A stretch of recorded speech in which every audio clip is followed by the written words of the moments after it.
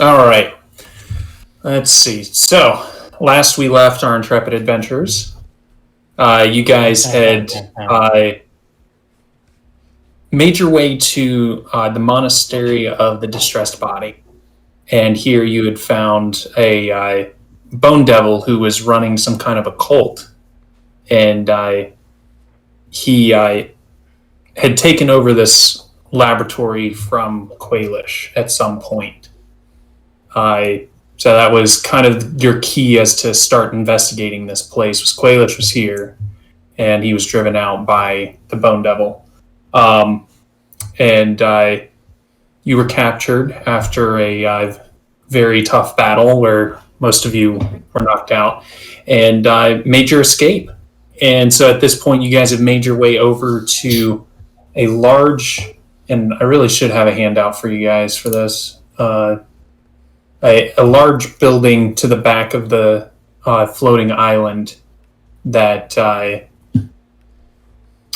as soon as you walked into the room, you see it's filled with jars with brains in them, just floating in this viscous material. Let me get that handout for you guys, just that way you got it. While you listen to the beautiful music in the background. I hear it now. It's nice. Oh, I found where I can adjust it. It's not on the music tab. It's on the settings tab. Oh, I see it.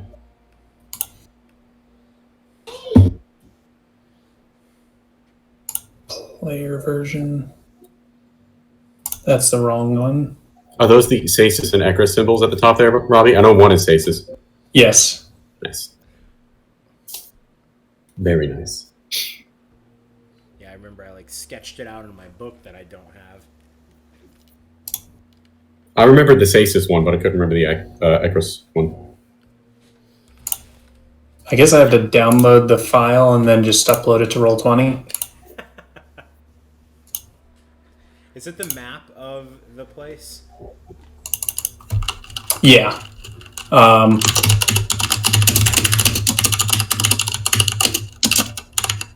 So let me go That ahead. mechanical keyboard, though. Yeah, buddy. Right? Dude, you sound like a hacker on a random cop show. From the 90s. I was in 5 minutes ago. Do I have to Oh, I can just do all Nobody players hacks anymore. Bothering with this. All right. So if I do all players, yeah, you guys should see it now. Hopefully, in your handout section. I honestly didn't know about the handouts until you showed it to me, Vinny, when we were doing your campaign. That's really cool. Isn't it pretty cool? You're just what's the map look like? Boom, click it right there. Yeah. Yep. Boom. Handout. All right. Yeah, so under general. Oh, look at that. So yeah, you guys find yourself sitting around a campfire just out back behind a tavern. As you look around, you see you're surrounded by your fellow adventurers. You got Garrett with you, actually, the tiefling bard that went on the adventure to the floating island, and you see one other person sitting with you right now. It's a young elven woman, and all of you have drinks in your hands and are sitting around just chatting around the fire. Is this like a We still in the brain room? What's that? Is this a flash forward, Robbie? I don't know. I don't think so. I Just think so, it's plot armor, and we can do whatever the fuck we want. So as you're sitting there, the woman across from you says, well, hello, my name is Editha. I just figured I'd come and sit next to you guys, and I'm terribly bored. There's no one interesting that ever comes around these spots, and I saw you sitting here. I figured it might be interesting to spark up a conversation. Hey, Agatha, we're really cool. Hold on. Hold on. Let me make some cheese. All right. My name pull out some cheese and I give it to Wheels, and I'm like, we're good. All right. But yeah, she says, my name's Editha. I'm not Agatha. I'm not sure who you believe I'd be. I'm so sorry. I do that thing that scuba divers do where they plug their nose and they to pop their ears. But when I do that, flames come out. Oh my. That was a pretty good. You're gonna say you could do that and comprehend languages because you popped your ears. I was like, that is so cool. That's such a clever way to do it. Don't pay him any mind, lady. He's just an idiot. Well, for a trick like that, I guess I ought to give you something as she flips a copper over to you. Oh, thank you. And damn! Jerry, damn! All right, Wheels, go long. Bjorn eats a rock in front of her. She's like, I don't have enough money to go around. I just thought it was a little party trick. It's covered in silty slime. But she says, well, while we're sitting here, would you guys mind telling me a story of your adventures? As she kind of looks to you, Bjorn, directly to her right, the closest one to her, and says, what kind of fights or interesting adventures have you been on? I guess I'll start. I think this is Bjorn's voice. I don't know. Yeah, it is. Well, dude, I got lucky. Jerry just sounds like me. I'm not sure how the others arrived here, but I came here seeking redemption. Trouble with my tribe back home landed me in exile, and I heard that this abyss was the place to test the ultimate fighters. So this is where I came.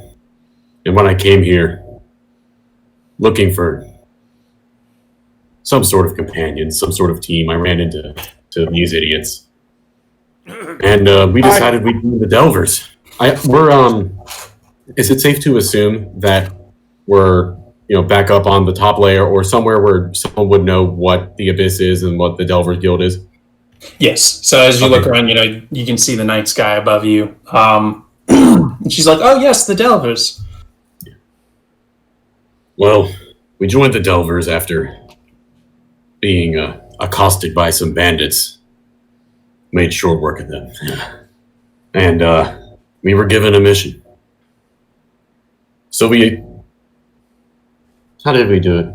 We descended into the first layer of the Abyss. Myself, Dr. Asher, and Mr. Riggins. And that's me. We fought as we descended the Dawn Titan's descent, we were ambushed by teleporting wolves. Massive dire wolves, larger than you'd ever seen. Oh my. Smashed them quickly it's with incredible. my Bane axe. And as they disappeared, I managed to wrench a fang out of one of its maws, which grants me the power of invisibility. Can you show me? That's incredible. It's not for everyone to see. I don't like to push it. Only in emergency. I understand, yes. But I show her the tooth. I cast invisibility on him. Does Bjorn know that? Can he feel that happen to him? Yeah, you can tell when a spell is cast on you. All right, well, then when he does it, I'll go fuck it. And I'll just do it. As you do that, just oh my. Actually, no, Bjorn is aware or as far as Bjorn knows, he could have done it anyway. So actually, I'm going to amend that. Asher, I don't need your help here. And I'll put it back in. He'll throw me off the invisibility, if that's a thing, and he'll continue. You have to attack to turn it off. All right, when I say after fuck off, I'll slap you. Take 1 damage. 1 lightning damage. As you slap him and he takes a point of damage. There you go. I was trying to help you. Anyway, we made our way through. What's the swamp place called? Fuck, I got it all on my. Here you have Alaska in character. Hey guys, what's the name of that swampy place down there in the abyss? Dude, I don't know. I almost died there. Why, you should know. Yeah, I wasn't really looking for places. I was just following. All I know is everything that happened in the cave we got to was so bad, and y'all didn't listen to me. And when did Rill show up? He showed In us the cave. In the middle of the cave, right?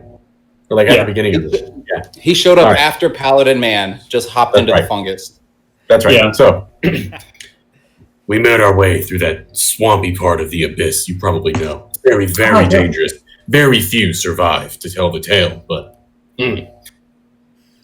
we were attacked by some weird plant fungus. I don't know what you'd call it, but through our ingenuity, my comrades hopped upon my shoulders and we powered through.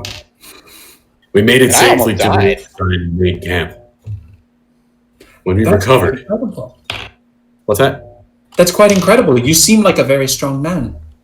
Yeah, he and I is. just, picked the whole table with one arm and put it back down. No, we're at a campfire. I lift her up with one arm and put her back down. She's very impressed. Put the campfire up. Her hard points increase. So I miss hard points.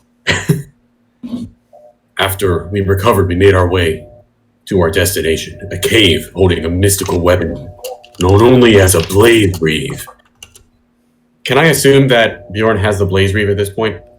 Yes, you are holding the blazer right now. Finally. Bjorn, he just caresses it as if he hasn't seen it in ages. He's like, I'll never let you out of my sight again. He sets it back down. She may or may not see that it says Thalea on it, but he's not going to respond to it if she asks. Okay. In the cave, we were joined by a paladin, calling himself Paladin Man, and was very Seems rather excited. For the uncreative. whole few minutes he was there, but he died pretty quick. So we didn't really mourn his loss. We didn't know him that well. So we moved on and worked his body down there to rot, like a true hero would do. Further into the cave, more fungus monsters attacked us, but we laid waste to them like they were nothing. And then this massive, demonic frog thing comes out of nowhere. And I'm the only one there fighting it for what seemed like the longest time. As we were battling with it, some of us were hurt. And Dr. Asher decided he should send in his raven familiar. That was a mistake. Oh my. Nurse died. That was The infamous bet. Oh, I don't know What? what nurse I'm on right now. But the You're good on news 7. was, before her death, Man, and before we that was descended nurse into 1. the abyss, we bought this to the back top. super greater health potion from some tabaxi. Oh, yes. So I Ooh, you poured it gotta down watch out Nurse's for throat. tabaxis. And what was once a lifeless corpse of a bird suddenly sprung to life and then melted in my hands and turned into a monstrous black pudding. Oh dear. I fought it off as long as I Still could, mad allowing at that one. myself to escape further into the cave. I managed to escape by the skin of my teeth. Asher's like weeping in the corner, remembering nurse. Jerry's taking notes. A, for all the shit Bjorn's getting wrong, and B, for, oh yeah, I forgot that you did this, you motherfucker. I'm intentionally exaggerating. Blink Challenge. direwolf? Come on. Oh yeah, I didn't even catch that. I believe it was at this point that our new comrade, Rill, made his way into the cave. Maybe he was already in the cave. I don't know. We killed a lot of He orcs. joined up that before the day. toad. Asher collected a lot of vicious Vs. But I digress. Our room is going to be disgusting when we get back, guys. Yeah. Really, it's just Those parts Bjorn's have been there pockets. for 4 months. Really, it's just Bjorn's pockets. They stink really bad. Yeah. So much It's cheese. one way to keep Jerry from putting shit in there. Oh man. As we made our way further into the cave, Rill managed to build up a wall of earth behind us, holding back the black pudding, at least temporarily. And What among kind of some spell other, is that would allow you to do that? it's a pretty mild one. I It's see. not good. Amongst other dungeon puzzles, magical fountains, chests that showed us psychic visions, religious effigies, we learned more about the abyss and came across even more dangers. There was a beholder, which I single-handedly ripped apart with my bare hands. Bullshit. I killed it. It shot its laser vision at me, and I swallowed it whole and spat it back down its throat. As you start to describe this scene, all of a sudden, everybody, your vision starts to become static. As it slowly starts to clear up, you see yourself transition. As you look around you, you find yourself back in the cavern, surrounded by fungus and vines, and you see before you, floating in the air, a fungus-encrusted beholder. Is that a blaze reeve on the ground? And laying beneath it is a blaze reeve. I dashed. All right, roll initiative. Okay. All Rage. right. I Is it dashed. just Bjorn? Huh? Okay, look, we're all there. Everybody. Yeah, you're all there. Roll initiative. Why the hell am I in front? I don't know. Move There we yourself go. where you think you would be. Here, we'll put Bjorn. He would be like I- right here, I think. So I would be by Asher, but about to boogie. I'm- All right, I'm initiative. comfortable Ooh, where I have +4. Robbie, is this like I got a 22, guys. a long rest? Because I like have some spell slots Yeah. I use. Long rest. Go ahead. You know, you guys are back to full. I got a 20. Damn. All right. Okay, I Level got 4, a, bro. I got a 1. A nat 1. Oh, no. First roll. Starting off strong, you know. Oh, yeah. Nowhere to go but up. I thought the beholder was... 19. For some reason, I misremembered. I thought the beholder was before the blaze reeve. No, Well, it was a there. spectator. So really there were quickly, two. before I said that part, I'm going to tell her something else. Oh, yeah? On the way there, I found a vial of something called dragon essence. I wasn't sure what it did, but I knew I wanted it. So I drank it whole. It became infused with the power of a mighty dragon. At which point I still am to this day. Alright, and then I did the rest of it. But I totally impressed her. All right, cool. You want to go through a +2 charisma. Alright. I see. Makes sense. All right. So yeah, everybody's rolled initiative, and Jerry, you are first. Damn right. As you see this beholder before you, and you're just like, "Wow, this is deja vu." Like what? Right? Like, wow. This cave is much more detailed than I remember it being. Is Jerry It's like like we got a an HD skin pack. This is great. And with your eyes of the Eggle, I would say that you kind of notice that this place doesn't look exactly the same. Like something's Okay, different about it. I was gonna ask because I've got a passive 21 here. I should pick up Right. something's fishy. Yeah, you start to notice like things are off. The walls, you know, basically just kind of what Bjorn has said is in this place. You know, talking about the fungus and you know the beholder and stuff like that. But you know, outside of what he's mentioned, you know, everything that he didn't directly describe almost seems like the details are off a little bit. Okay. There were 6 Makes sense. blaze reeves That's it. in the cave. I think I know. I have an idea what's going on, but Jerry is not smart enough to put it together. All right. All right. So I'm going to go ahead and move. Let's see. There's 20. I'm going to go ahead and take a shot at him. Yay! What is that All around right, Bjorn? man. What's You're glowing. your aura of sexiness? Yeah, you drink dragon essence. You What? are literally. Yeah, you drink a dragon essence, so you're Okay. glowing right now. So I'm going to take a shot with my crossbow. Oh, nat 20. Nice. Hell yeah, dude. Hell yeah. Nice. Right? So I'm going to go ahead and let's see. That's going to be 1d8 plus 4. Are we doing the just one max die plus the regular roll? Yeah. Okay, cool. Let's make it easier. So, all right.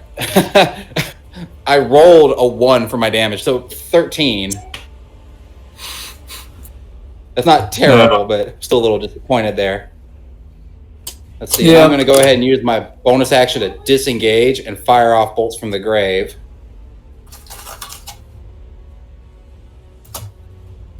Actually, no, forget that. I'm going to put my sneak attack on that because that would double up too, right? No, I won't have sneak attack. Not yet. Okay, Bjorn's yeah, going so to I'm be use my bolts of the grave. Bolts of the grave. And is a 17 going to hit? Let me double check. Yes.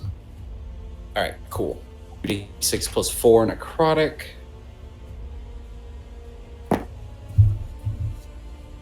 Ouch. All right, 8 necrotic damage. So 21 total damage. All right. Let me double check if this guy has any. No, he doesn't. All right. I'm using my last 5 feet of movement to boop right there.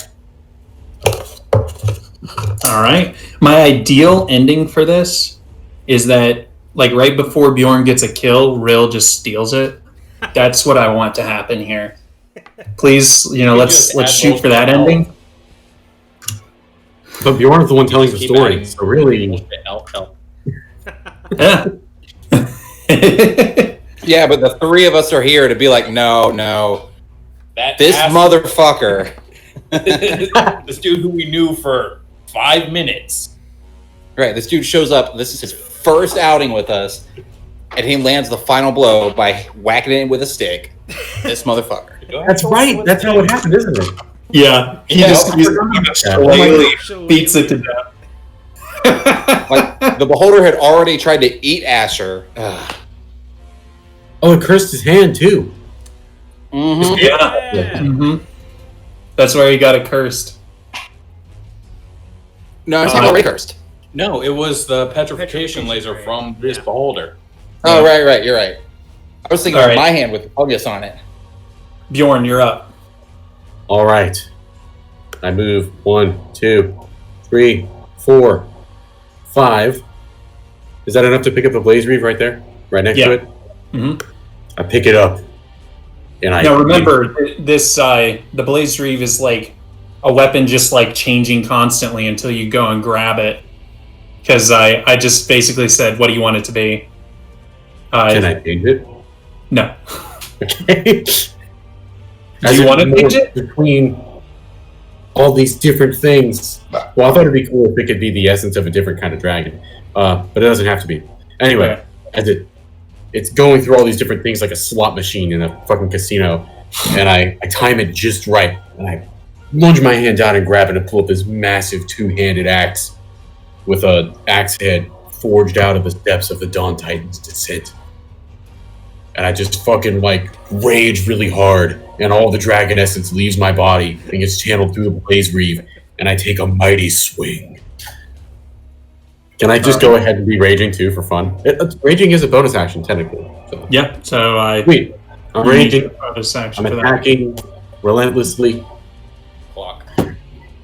That already hit. Let's see if I crit. Don't, but that's. Well, it hits. It's a 17 plus 6. Oh, I didn't do that one. I know you didn't, but not again. Oh, 17 plus 7. Yeah, I think that hits. All right. And I think I get... Yeah, great. So that's 2d6 plus 5, 3, 8, 9, 10, 11, 12, 13, 14, 15 Blaze Reeve damage. And then what do I roll for Dragon Essence? Dragon Essence was 10d12 10d12 that you could use at any time. You could use it all at Well, once, you drank or it, so We're going to blow it right now. 10 You blew it out. that's exactly what you said last time. 4, he 9, drank it, so he didn't get to control it. 9 plus 15, 19, 23, 33, 41, 51, 59. It's cocked. That was a 12, but it was cocked. 59, 65. Was that 9 or 10? I think it was 9 is what I was at, Alright. but I I'm don't know. going with 9 because I stopped counting. 75 Blaze Reeve damage on top of 15 Battle Axe damage. So he takes 90 damage in a mighty swing, leaving him at 1 HP. All right. He appears to be bloodied, and go ahead and give me a dexterity saving throw. As you see a cloud of spores just start to pour out. Great, I get advantage on that.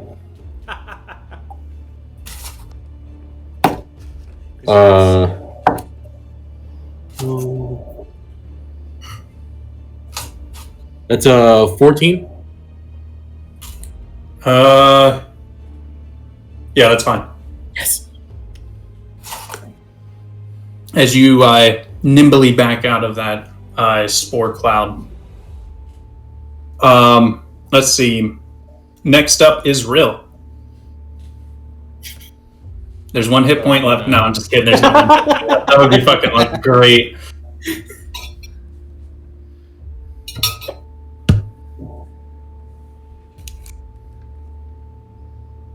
Here. I'm gonna cast Guiding Bolt. Oh dang, that's what I was gonna do. I mean, you can just keep it going. True. Make Plus it 5 extra to hit. Does a 19 hit? Yes, it does. Alright. 4 D6.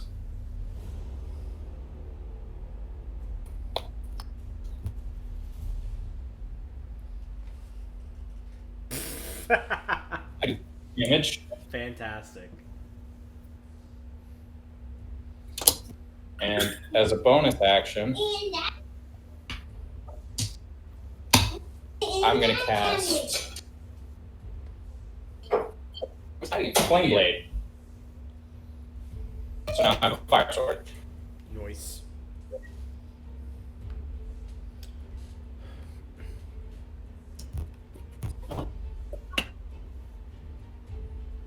So you cast Flame Blade?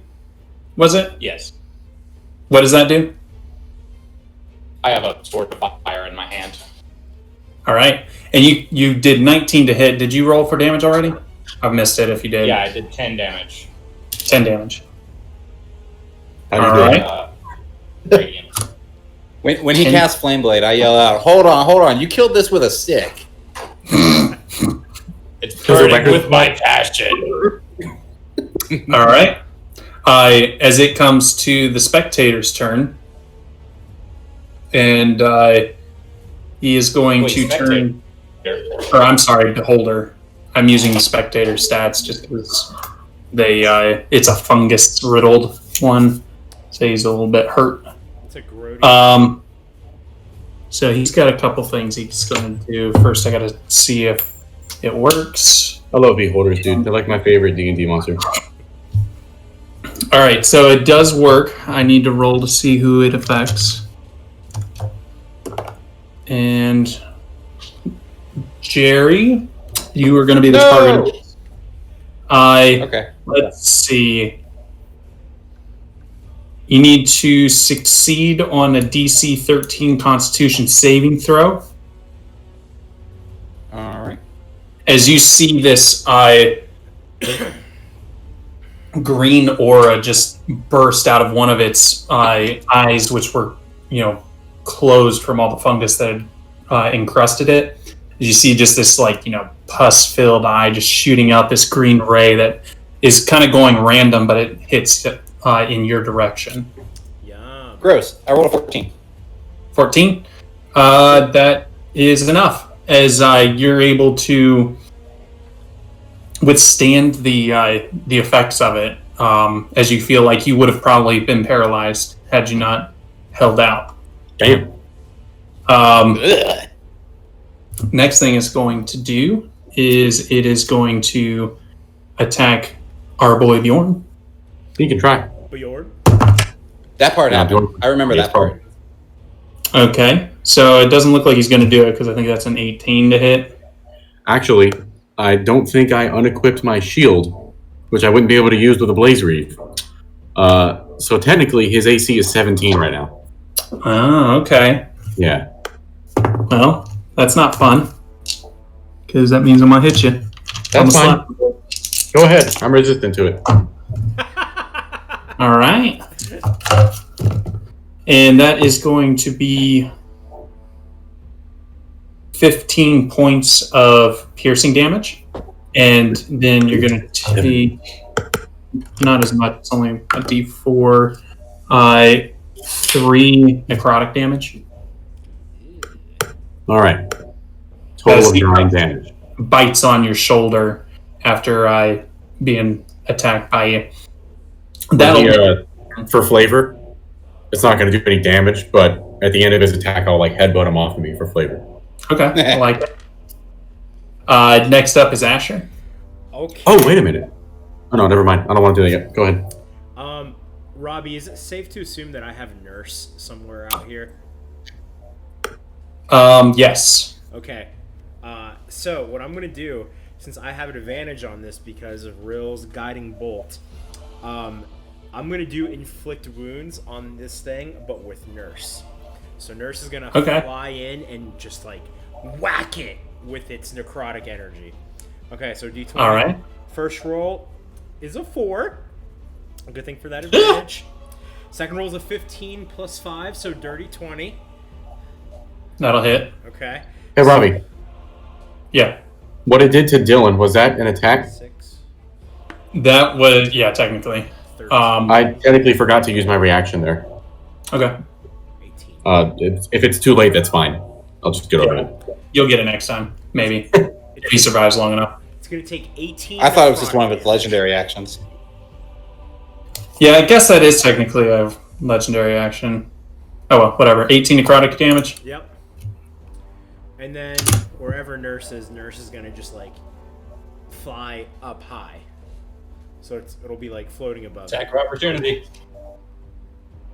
Yep. So attack of opportunity. He's gonna. No, he's not actually gonna attack. Because I don't want to use my reaction yet. And let's see, Rill's over there. Okay, I'm gonna use my movement to be just right there. I'm cool. I don't have any bonus action, so I'm done. All right. Next up is Jerry. All right, I'm gonna scoot over just a hair so I've got a better line of sight, so I can shoot past Bjorn. Fire again. I wish Bjorn sounded like George Costanza. He'd be like, Jerry! We gotta get him, Jerry! I missed terribly, so out of frustration, I'm gonna disengage. And let's see, is a 14 gonna hit?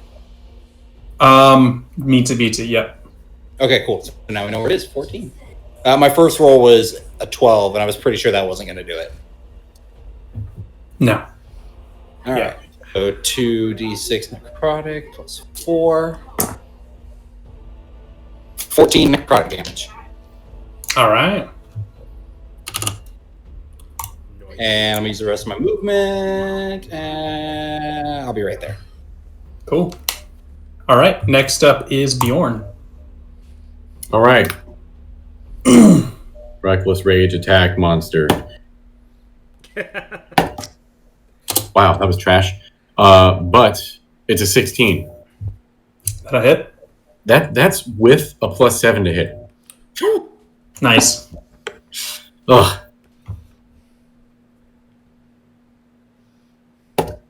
4, 5, 10. He takes 12 axe damage. All right. That's slashing. And I think that's it. So as you go and bring your Blaze Reeve down to, deal the final blow to this thing, you see Rill just come out of nowhere with a fucking stick and beat it to death. As your vision starts to kind of fade again, and you guys are back sitting around this campfire talking to Editha, as she's like, "Wow, that was a really incredible story. Well, Did you find Damn. anything out about? So you found the Blaze Reap there. That was later. Yeah. Yes. All right. Had I remember to use my reaction of what had an extra attack in there. It may have ended earlier, but whatever. Oh yeah. We found the Blaze Reef. Honestly, I remember it being a little worse than that, but yeah, that's about right anyway. In the original one, Bjorn lost control when he raged. That's true. Yeah. I forgot And to the make you whole do that when you rage. After. Oh yeah. I picked a mistake. I've got to get back in the mindset of doing that to Bjorn because that's like part of your flaw is that you lose control when you rage. I'll do it every time. Because then I'm never going to rage. I know. Like, I don't do it every time, but I got to make sure that I throw it in there when I'm. I feel like you should pick, depending on how many people we fight we're planning to fight in that session. You pick a number of kills for Bjorn, and when he reaches that, bloodlust kicks in, and that's when he has to roll to not lose his mind. Yeah, that's actually how I've been doing it. It's usually like right as soon as you kill somebody, I make you roll. Oh, there you go. But yeah. Anyway, you guys are back sitting around the campfire. Editha is very entertained by the story. Can you roll performance for me, real quick? Bjorn? Yeah, Bjorn. Oh boy. With That's advantage, gonna be right? fun when it gets to me. No. I have +4 to exposition. Ooh, that's a Dude, I 19. put that on my stat sheet like last year. +4 to exposition. Oh my goodness. How did I perform? Oh, yeah, she's very, very excited, very into the story as you're describing it. What's that? Oh, nothing. I'm just looking at something on Roll20. I mean, Oh, okay. Is Dragon Essence a performance enhancing drug? It is. It's handy in a fight, but he's not allowed to play baseball anymore. So, as she then kind of turns to you, Rill, and says, "Well, do you have a story to follow that up? That was pretty impressive." So, well, after that, we were something interesting. Anyways, we were tasked with fighting an Odiac for reasons. Those reasons were that people weren't being able to come up from the second layer because the Odiac was in a place where it could just kill them. So they decided to send us for reasons. Seems logical. One of those reasons was... So he wasn't here for parts of this, so he doesn't know some of the reasons. Yeah. And one of those reasons was that rock dude, the Goliath, that literally shits bricks sometimes, and those bricks are sometimes used in a magical catapult. I'm really concerned about how this group operates, but whatever. That was a good moment, though. It was. We didn't come to that decision without you, Rill. You were there for all that. For the shit throwing? You were there for You like, know, we that didn't do wasn't that my until idea. I did not second have layer, control. bro. Oh, jeez. Anyways, we had to fight an Odiac, so we Police? promoted to Emerald Whistle. Ah, yes. So we went into the forest, and I asked the critters if there was anything dangerous nearby, and they gave us a direction. So we headed there. Then we found this area with a whole bunch of pools surrounded by the trees, and a little hill that appeared to have a pool on top of it. But these pools were scattered about. And so our Goliath wanted to drink the pool. I remember that. And so we realized there's something up with the pools. So we threw rocks in them. And we noticed when a rock went into one pool, it would plop out another pool. So then they wanted to go swimming in the pools. Which we did later, but we fought an Odiac. It came out of the trees. Our Goliath was not having a good time. It had weird eyes on its tails. We couldn't hit it until the rogue figured out how to hit it. I had a moment. It was being a rogue, so That's your explanation for how that worked. All right. Well, as you start to describe this scene, you again kind of see your vision fade. As you find yourself in this forest, you don't see any pools around you, or a lot of the stuff that you describe is kind of missing.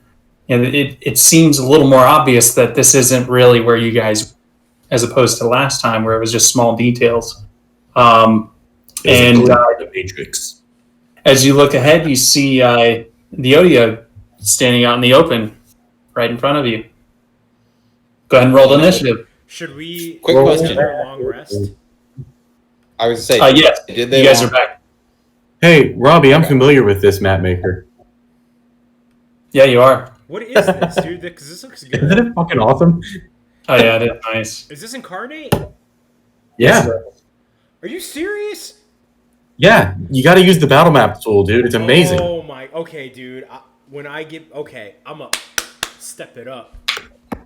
Yeah. How is this the one that gets you to do that and not my entire city on fire? Okay, no, listen, that one was incredible too, but like I thought Robbie, I thought you just like found these on Pinterest like I do for most of my maps.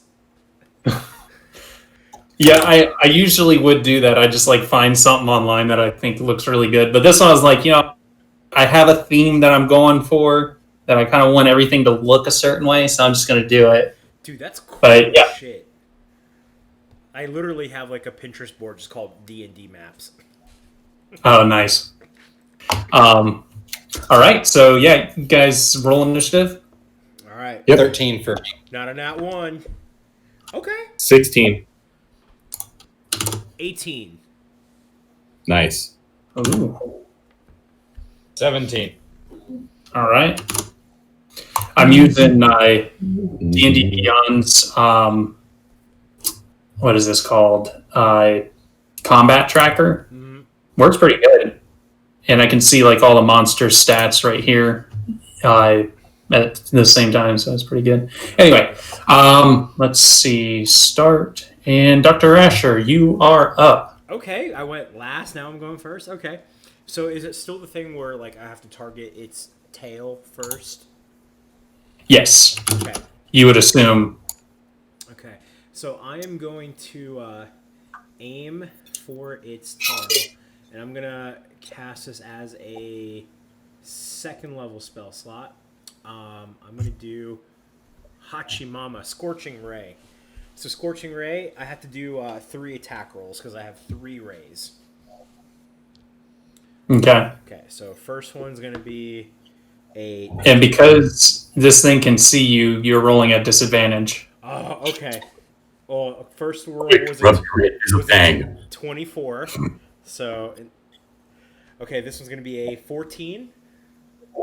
A 14 to hit. Yeah, Let me double check it. on the first.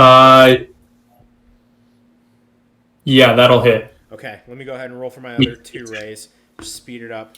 Okay. I rolled a 16 and a 15, so plus 6, that's a 21. That'll hit. And then, let's see, an 8 and a 10, so that's another 14. All right. Okay. So 2d6 for all of them, so that's 6d6. Robbie, I'm just going to roll here just to make it a little faster. This is all going to be fire damage. Oh, I got to roll the die. Okay. Where'd it go? Oh, hell yeah. That's cool. Whoa, okay, 26 damage. Okay. That's not bad. Nice. Good shit. I'll take that. All right. I went ahead and rolled for him, so he has this save he has to make when you successfully hit the tail, and he passed. The bad thing doesn't happen to him this time. Okay. I'm going to use my movement 5, 10, 15, 20, 25, 30. I'm hiding behind that. I'm not taking the hide action, but I'm going to try and hide behind that stone. All right. So yeah, it comes to the Odiog's turn, Oh. and This moving entity of fire walks behind a tree stump, hoping to hide. Didn't It's even not the really first think time he about tried to hide while being on fire. Talking to Maxie in the middle of town. Fucking That Johnny's was evident in the story we're telling. I really hope that this lady tabaxi. Let's see. What is the range on this guy? Ooh, nice. Yeah, so Asher, you unfortunately moved very close, close enough to where he could actually hit you. So yeah, let's see. So he's got. Oh, nice. Okay. First one is. Go ahead. Okay, it has eyes, right? Yes. Okay. Technically, they are sensors. They're not optical. Okay, I just want They don't rely on sight. Cool. So All right. First roll to hit is a 14. Okay, that's gonna miss. All right. Second roll to hit is a 19. Okay, I'm gonna use my warding flare to give it disadvantage. It's my reaction. Okay. And that's not going to hit. That's a 9. Or no, that's 11. So yeah, he does 2 tentacle attacks on you, and then you see him kind of hold back for a second.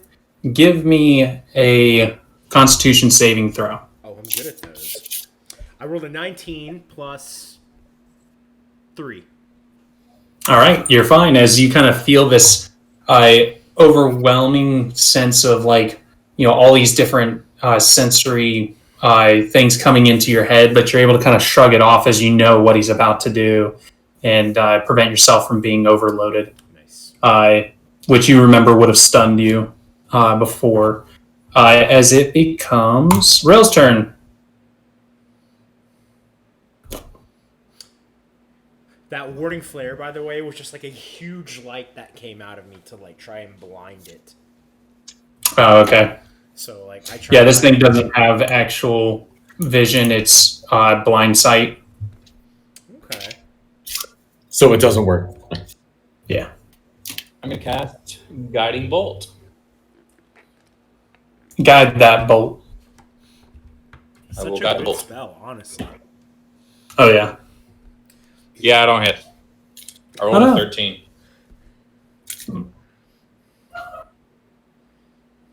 Gonna do anything else? And I'm gonna. You get a ton of spells. You should have something for a bonus action.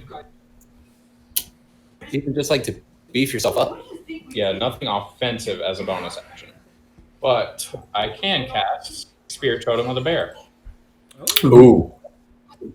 And Your power points increase. 8 HP, I think it was. It's been a while. I How hard noticed are that your Bjorn points? is now harder. It actually is for the group, though, right? Spirit Totem of the Bear? Yeah, it's for the group. Yeah. So Bjorn really does actually get harder. Just it is noticeable, though. I noticed, and I'm like, Yeah, he's got a passive perception of 21. He definitely notices how hard you are right now. Really? I didn't know. Well, Bjorn doesn't know. He's not that perceptive. honestly, I'm just glad that Robbie is now acknowledging my passive perception of 21.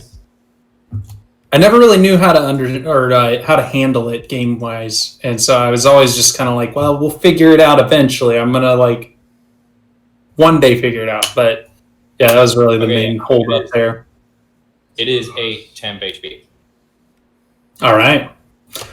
So next up is Bjorn, the Vanished. Bjorn the what? You're Vanished. rock hard. He is the Vanished currently. That is true. So I think Yeah, I'm he's gonna gonna dash. here.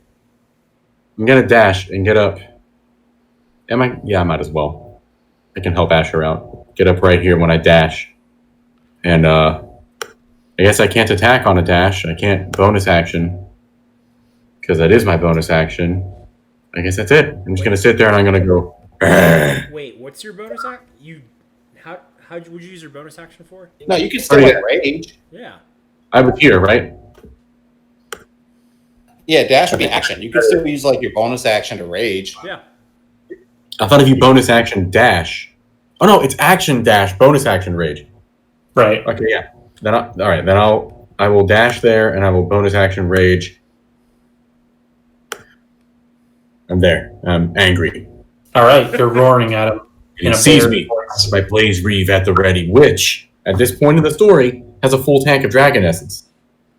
That is correct-ish, I think. I Yeah. my word on that Blaze Reeve. It was Vinny hit with a guiding bolt, which got rid of my disadvantage, and the fact that I was raging or recklessly attacking gave me actual advantage. Right. So I was able to fucking nail it. That's right. Oh yeah. All right. So you are there and angry. Jerry, you are up. Okay, let's see. I am going to go ahead and use my cunning action to dash. I get right there. Point. I'll pop off my bolts from the grave. And I miss. And then I'll go ahead and fire with my crossbow. All right, that's my do hit. I mean, it's 22. I assume that hits. Yeah. If And I memory think serves, his AC was like 14. Right. And because you guys are kind of like surrounding him at this point, I'm not going to worry about the disadvantage just yet. So that's cool. If So that's one fine. more person gets up on him, then you guys nullify it. I mean, we almost got advantage. Actually, over surrounding him. strike that. Strike that. I'm gonna make, instead of attacking, I'm gonna make a sleight of hand check to try to take out one of the eyes. All right. Go for it. I rolled 11, so he's gonna have to beat that. All right. I guess that'd be perception. Yeah, the flat roll was higher. So he's able to kind of move out of the way before you take out one of his eyes. Okay, then I'll just use my regular movement to just get over here. All right. Next up is Dr. Asher. Oh, okay. Round 2. All right. So I'm disappointed that he saw me. So I'm going to move around the stump. And now I've cornered him. All right. Question. Because Bjorn is beside him, would I get advantage on this ranged spell attack? No, you got to be right up on him. Okay. All right. Well, I'm going to cast Guiding Bolt at a 2nd level. Okay. Guiding Bolt. Do it. All right. Okay. At disadvantage. Okay. I just rolled a flat 17. Okay. Nice. All right. And that is another 8 plus 5, 13. Not enough. Damn it. Okay. Well, I'm going to take another step back this way. That was the only change that I made to this guy, was just like modifying how his eyes worked, and that definitely made him a lot harder. So I like run around this tree stump thinking, okay, he didn't see me now. I think I got the jump on him. And then I shoot off a guiding bolt, but like his eyes gesture like I saw him at the last minute, or he saw me, and then it caused me to miss, and I just like way high. No. All right. Next up is Theodiog. So yeah, he is going to attack you, Bjorn. Do it. He needs to be All right. angry. Ooh. Oh no, that's a nat 20 right there. All right. Oof. Try me. So that is... It's a memory. I'm fine. I hope. All the damage you took in the dream, you take in real life, all at once. All right. So you're going to take... let's see, what is that?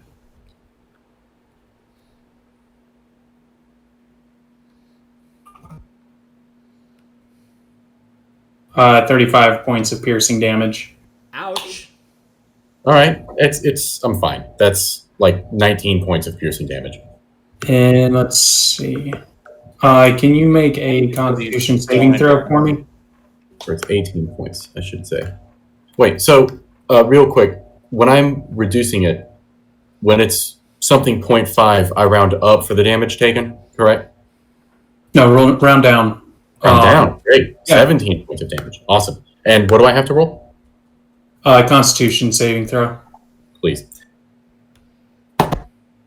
21, is that enough? All right, cool. Yeah, as you feel the this poison kind of sinking into your stoniness, but you just kind of push it off. Oh, I forgot to give myself temp HP. Shit. It was for the group, right? Mm-hmm. How much was it? 8, I believe. All right, I'll just give myself 8 health back from that hit. All right, and then this time, Bjorn and Asher, you guys are both within range. Give me another or actually, this one's a Wisdom saving throw. Okay, not bad. I think I was supposed to make you do a Wisdom saving throw last time, Asher, but I forgot to type. Apple 20. Nice. I got +5. I don't have a bonus. I rolled the nat 1. All right, so Asher, you feel this like pressure coming down on your head as you feel pain, fear, anger, all these different conflicting emotions all at once as it paralyzes you for the next round. That's how I feel when I opened the door after Jerry went in there. In the bathroom. At that point, the Odia begins to back away, giving Bjorn an attack opportunity since he is still Great. not incapacitated. Awesome. I am raging. And I have a question. Can I recklessly attack on an attack of opportunity? No. Okay. So this is going to be a disadvantage then. Correct. Fuck. 18. That'll hit. Would have been a fucking 21. Cool. Well, in that case, he's going to get Blaze Reeved, and I'll blow my load. Why not? 2, 3, 4, 5, 6, 7, 8. So it's 12 slashing damage, and 6, 11, 18, 20, 26, 27.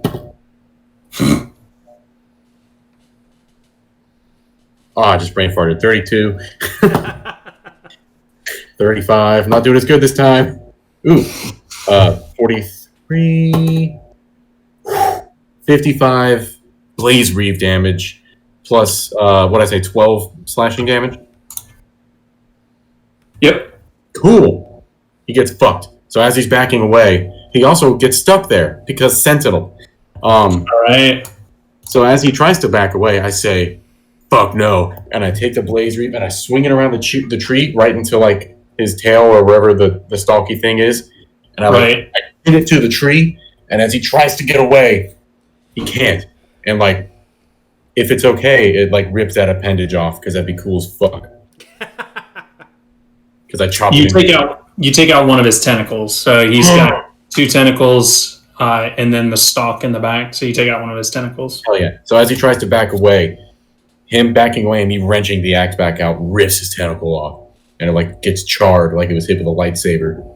Nice. All right. Next up is Rill. This guy looks bloody, by the way. I swear to God. I wish, right? All right, so I'm gonna try guiding bolt again. At this point, like, me and Rill are just shooting off fireworks. Yeah. Hey, I missed 2.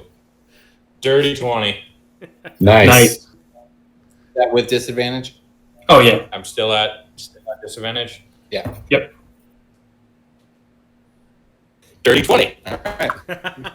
There you go. All right, so guiding bolt at a second level is 5d6.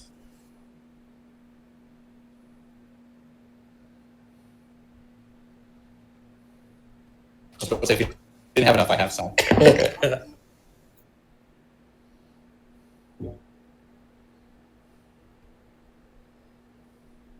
I do 24 radiant damage. All right. Nice. Nice. He's looking really rough. You're looking really rough. Really, really rough. You know whose Let's- turn it It is now Bjorn's turn. is. All right. At which point, Bjorn, load blown, is going to recklessly attack this guy with just a plain, unerect blaze reeve. Recklessly, though, so it should be pretty dope. And because he's flanking with Asher, that should negate the disadvantage. You have doesn't guiding bolt. Guiding bolt gives you advantage. Yeah, you have it from Guiding Bolt. Yeah, that's where you get it from. So then, do I need to attack recklessly? Yes, because the Yeah. Guiding Bolt just negates the Negate. disadvantage that it gives you. Okay.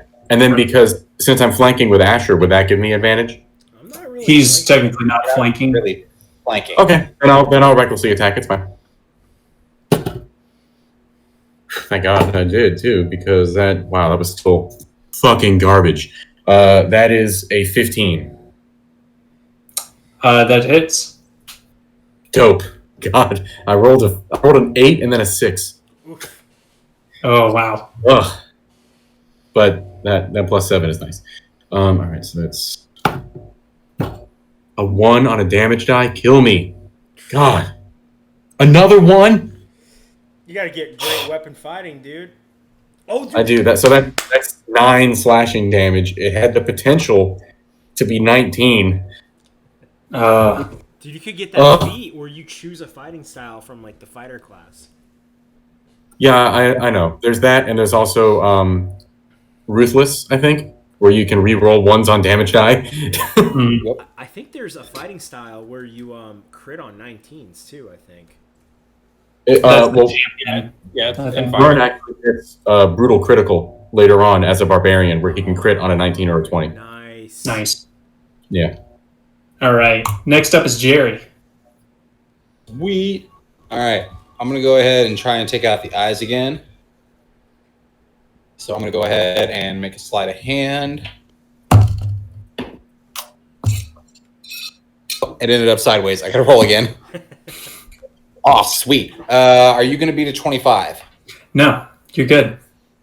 All right, cool. So I take out one of the stocks, so it's down to 1. Yep. So I'm gonna scoot up and then dash. Yui! Fire off bolts from the grave. That one will be a disadvantage because it's still got an eye, right? Yeah, it's got one more left. Okay. I imagine you said your bolts of the I grave are like. assume- You said your bolts of the grave are purple. Yeah, Yeah. they're like purple Gatorade. Are they like the They're needler artificial purple.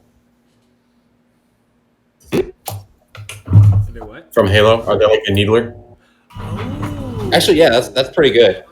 Okay. Nice. I like that. So pew pew. Okay, so my bad roll was a 19. All right, you hit. So that's gonna be for 11 necrotic damage to his remaining tentacle. Damn. Okay, he's still up. Did I at least take out the tentacle? Yeah, you got another tentacle knocked off as you needle him with your purple Cool. needles. So that's exactly what happened last time. I took out 2 of them. All right, Asher. I'm You're up. paralyzed. Can That's I, right. Can I make a roll? Can't to do see if I anything. get out of it? Or am I just? Yeah, you can go ahead and roll. Well, it doesn't make a difference because you're going to get out of it anyway. So, nah. Just for fun. That's a yeah, I 16, don't know. But yeah. Hey, you're free now. As you see Asher wake up screaming. Nurse.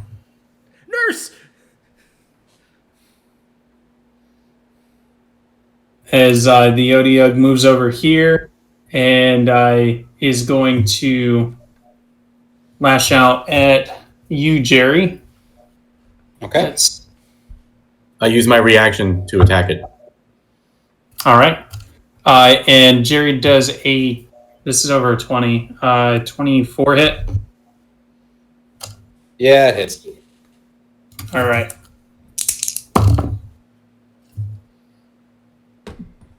That's going to be 15 piercing damage and make a Constitution saving throw. Doesn't matter. Don't worry about it. And then you said you attack. Good. Curtis at 5. Yeah, I got my reaction back, so I said and will attack it.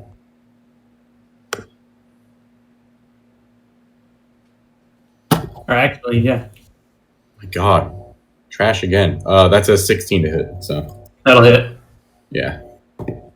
I rolled a 2 on damage that time. 2, 6. All right, so 8, 9, 10, 11. That's 15 slashing damage. Fuck him up.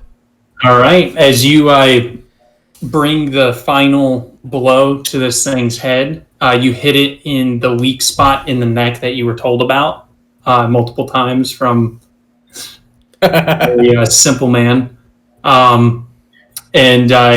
Yeah, as you guys take out the Odiug, you see your vision start to kind of become static again as you finally come to and you're sitting around the fire again as Editha is like, wow, that was incredible. I can only imagine what it would have been like. Rill, can you roll a performance for me?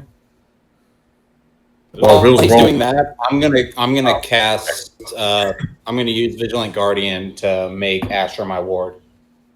Okay. Because at this point, I picked up something's off. Wrong. I just don't know what. Oof. Oh, no. All right. That sucks. Yeah.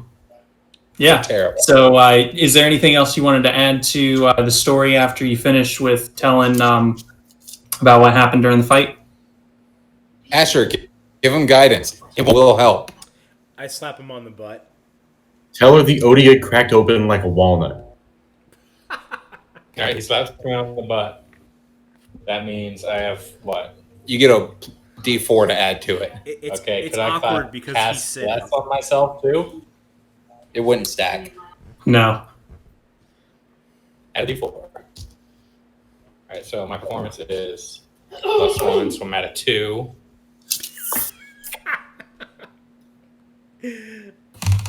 I'm at a 3. All right. Bringing it up. There we go. Okay. That is 50% better. It is. After we fought Incredible. Kodiak, we discovered that the corruption in the Abyss is somehow tied into the power of the gods. I don't know to what extent, but God, I'm gonna have to exposition dump so hard to fix these first 2 stories. I All remember right. when we were running through the trees. But that's for another story. As That's not my story. I don't know why you're looking at me. I don't know who gets what. So she seems a little less interested in your story. The Odiug was interesting, but she's kind of like, whatever. And then she turns to Dr. Asher and she says, "You seem like a performer. Certainly, you could tell me an interesting story." Oh well, thank you. That's just how he dresses, Miss. You have a good eye. He's wearing clothes? For a change, yes. I like do the thing where you take a scarf and you're like, you whirl it around. I have to do my vocal warm-ups. 1 second, please. Okay. While he's doing this, I rolled an 18 to sneak up on him and just put some cheese on his shoulder so it melts. Can I mild earth under his left butt cheek to raise it slightly? Yes, he's now slightly uncomfortable. Well, oh, With melted cheese on one my shoulder. seat wasn't like this before. What? This is trickery. And I look at Rill. Who And I'm put just cheese on looking my at Wheels. shoulder? Wheels and I are just eating cheese because we know our turn's coming. And we're ready. But Sir Wheels, the most noble of the group. Yeah, I can't wait for his turn. Like Wheels' turn? I want to hear Wheels' story. Yeah. I'll have Will tell it to Bjorn. There we go. Why would you do that to Rill? Because Will sucked at telling him part of the story. Like he wasn't. He's not a storyteller. Clearly. That's why we're waiting for Jerry. Well, I have +4 to exposition. Yeah, and I have +4 to shit throwing. no, that's me. Actually, mine's a +6. Oh, Jesus. Well, after we Oh, defeated and the that's Odiug, we were able to descend a little bit further. We were able to find a cave that was filled with a creature that we later determined that there's another group of divers. They're not the official ones like us, and I, hold out my whistle. They're the bad boys who go deep down into the holes in not a good way. So we found a hole that they built that gave them access into the abyss. But we also found the strange creature, a Kruthic, I believe it was called. Michelle. Ah, yes. Michelle. We found that on the first I remember now. It's my mother-in-law's name. We were talking shit about Michelle. As all of a sudden you guys see your vision kind of blow as you see Michelle standing before you. Teeth, Oh, dear Lord. teeth in their great glory, just I buried thought you ran at you. away. Oh, we've long rested, right? Yes. Ah, yes. Yes. Just as I remember it. Clear as day. I remember Yeah, This isn't Vinny, I'll right let at you. all. Vinny, I'll let you finish up later. But yeah, you started with the fight, so I'm jumping in. That's fine. No, that's cool. That's cool. Hang on, I need to add what Michelle's name. Yeah, Michelle. I honestly, All right, I remember. got a 7 for initiative. I remember Michelle existing, but I don't remember the fight or what it's about, or like I'm at a loss. It had a I remember this. happy ending. This was the exploding cave. This was what? The exploding This was the cave. exploding cave with all the crates Was it? full of potions, and Rill was a cat. And Jerry I was remember- outrunning the cat. I So I had to remember- slow down. Not used to running as a cat, okay? You're a druid. Because remember the giant explosion of magic missile threw Jerry out of the cave, and he hit a tree, and he didn't die, but he was like, "Ow!" Yeah, it was close. It was incredible. I got a 10. Got a 10 for our boy Asher. Dirty 20. And you said 7 for Jerry, correct? 7 for Jerry. I'm gonna blame it on him looking around and going, "What? This isn't right at all." Like there were people. Remember, Michelle can dig.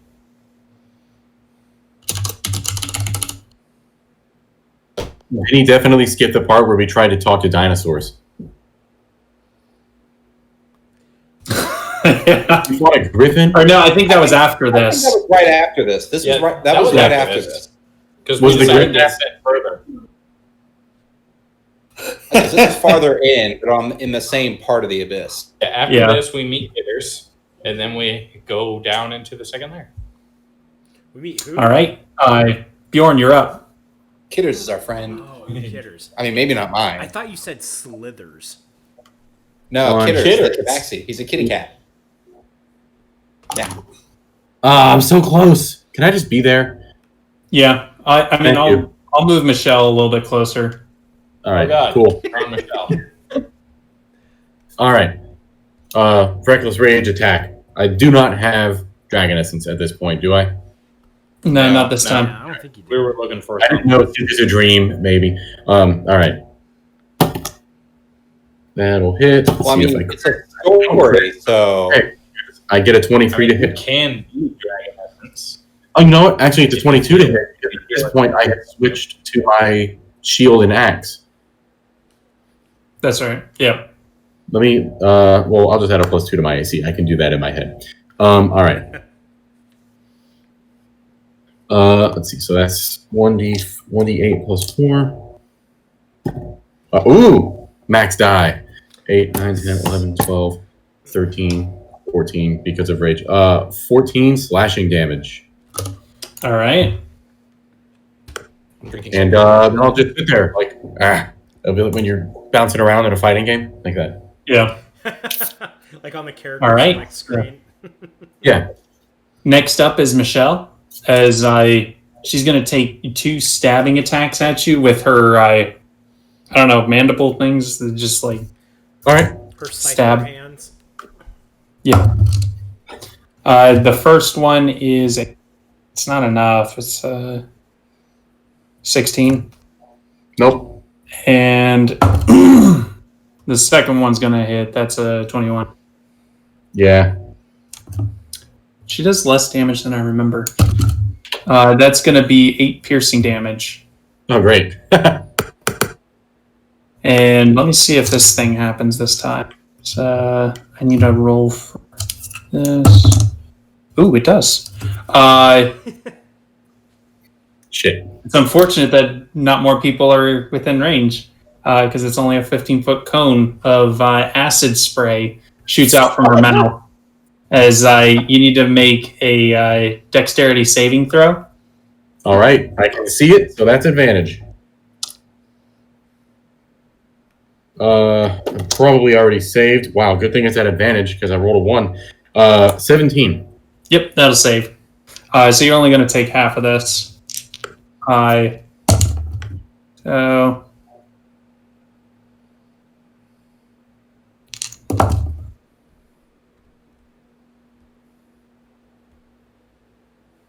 28 acid damage. 14 reduced again for rage. Cool. Do you reduce all damage, or is it just... It's all but psychic. It comes with the bear totem thing. Nice. Yeah. Really fucking powerful. Hell yeah. I've only lost 11 HP. All right. So that'll end... Or actually, not this time. So all of a sudden, you see the Kuthrik start to just burrow like crazy as you see it disappear under the ground. Take a swing at it, Bjorn. Oh, I get one. That's right. Thank you. Reaction. Attaction. Ooh, that's a 24 to hit. Yep. I wonder, would that stop it digging due to Sentinel? It would. That's true. That's 11 slashing damage, and its movement is reduced to 0. All right. Okay. So I'm going to draw the hole, and then I'm going to put it back. Look, So it's it Bjorn's starts hole. to dig the hole. Anyway, all right. So, She's about 5 feet lower. who's up next? Yeah, you've got the high ground. Rill, you're up. She now has half cover.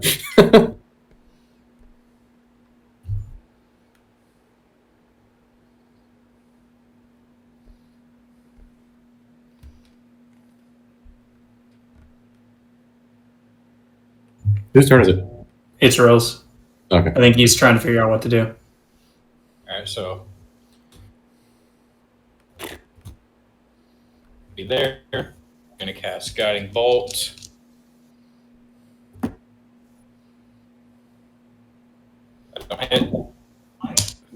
And as a bonus action, I'm gonna cast Flame Blade. All right. High needs Flame Blade, dude. That sounds awesome. Dude, I can't wait till my wizard gets to the point where she's got haste. She's a what? Combine that with her extra. I'm going to have a wizard doing 4 attacks a turn. All right, that's That's not Four. cool. How much damage? I didn't do any damage. Oh, I thought you said you did damage. All right. Is there anything else you're doing? Nope. I All missed, and then I cast Flame Blade. Jerry takes a moment. He's like, Rill not doing anything. This feels right. I feel the beholder. You got lucky once, and you ain't done shit since. Rill's like a witcher. He's just getting prepared. He's got his massive fucking fire sword. All right. Protected. Asher, Get you're those up. sneaky Okay. kitties away from us. I'm gonna move this way. 5, 10, 15, 20, 25, 30. 30 is good right there. Okay, so I'm gonna do 3 Scorching Rays at this boy. So that's 3 attack rolls. That's I'm pretty sure the modifier is a +6. That's 21, That'll hit. and then 25, That'll hit. and then an 8. That will not hit. Okay, so 4d6. Let's see. 6, 7, 8, 9. Oh boy, 19. 19 fire damage. Woo! Nice. All right. Anything else? That's all my movement. I got no bonus actions. I'm done. All right. Next up is Jerry. Alrighty. So I'm gonna go ahead and just take a shot. Shoot your shot. Blow your load on the big old toad. I got all the way over there. I'm gonna get a no. shirt that says 19. that. You won't. AC of 20. D8 plus. AC is 20. Yeah. All right. This was a hard boy to hit. Then I'm going to This thing's got move an AC of 20? Yep. here. That was a special thing about this one. Close enough to be able to disengage and fire off my bolts from the grave. All right. And I miss. Oh no. It almost went on to nat 20, and then it was like, nah, you get an 8, bitch. Yeah, that's what happened when I rolled that 8 as well, man. So close to that 20. So I'm All a right. motherfucker, and I'm just gonna chill in the back. Next up is Bjorn. All right. Reckless rage attack. Oh, I dropped that. That's okay. That was 14. That was wow. I rolled 14 both times. So that's a 20 to hit. All right. Meets it beats it. That is an insane. I I know. shouldn't be saying that because pie, but still. It definitely makes fights boring. That's why I kind of buffed the stuff to hit. I missed most of that, but that's okay. 4, 5, 6. That's 10 slashing damage. 10. All right. And it is now Kuthrik's turn. Again, it's going to try and burrow again. Like, do you want to try and do anything? Yeah, I'm gonna take my opportunity attack. All right. I do not hit. That is an All 11. right. As you see it burrow under the ground and let's see. So I've got. You see it suddenly appear bursting up from the ground on the other side of Asher. As you see it bearing down on you, Asher. Give me a dexterity saving throw. Not my best thing. 12. Not enough. As you are knocked down, and this thing now is coming at you with its mandibles or whatever they're called. Yep. I just like that word. That's the only reason I keep saying it. So it does I reckon it's the pincers. a 20 hit? Yep. All right. It could. Oh, hang on, because you are prone. No, I don't get anything more. I'm knocked prone. So first attack is 14 piercing damage, and after that you see, rather than bringing down its other spike at you to stab, you see the spikes on its back shoot off in the direction of Jerry as Jerry does a 20 hit. I cast shield. No. All right. As you see these spikes come and just ding, ding, hit your shield and block off your magic barrier, and that will end the Guthric's turn. It is now Rill's turn.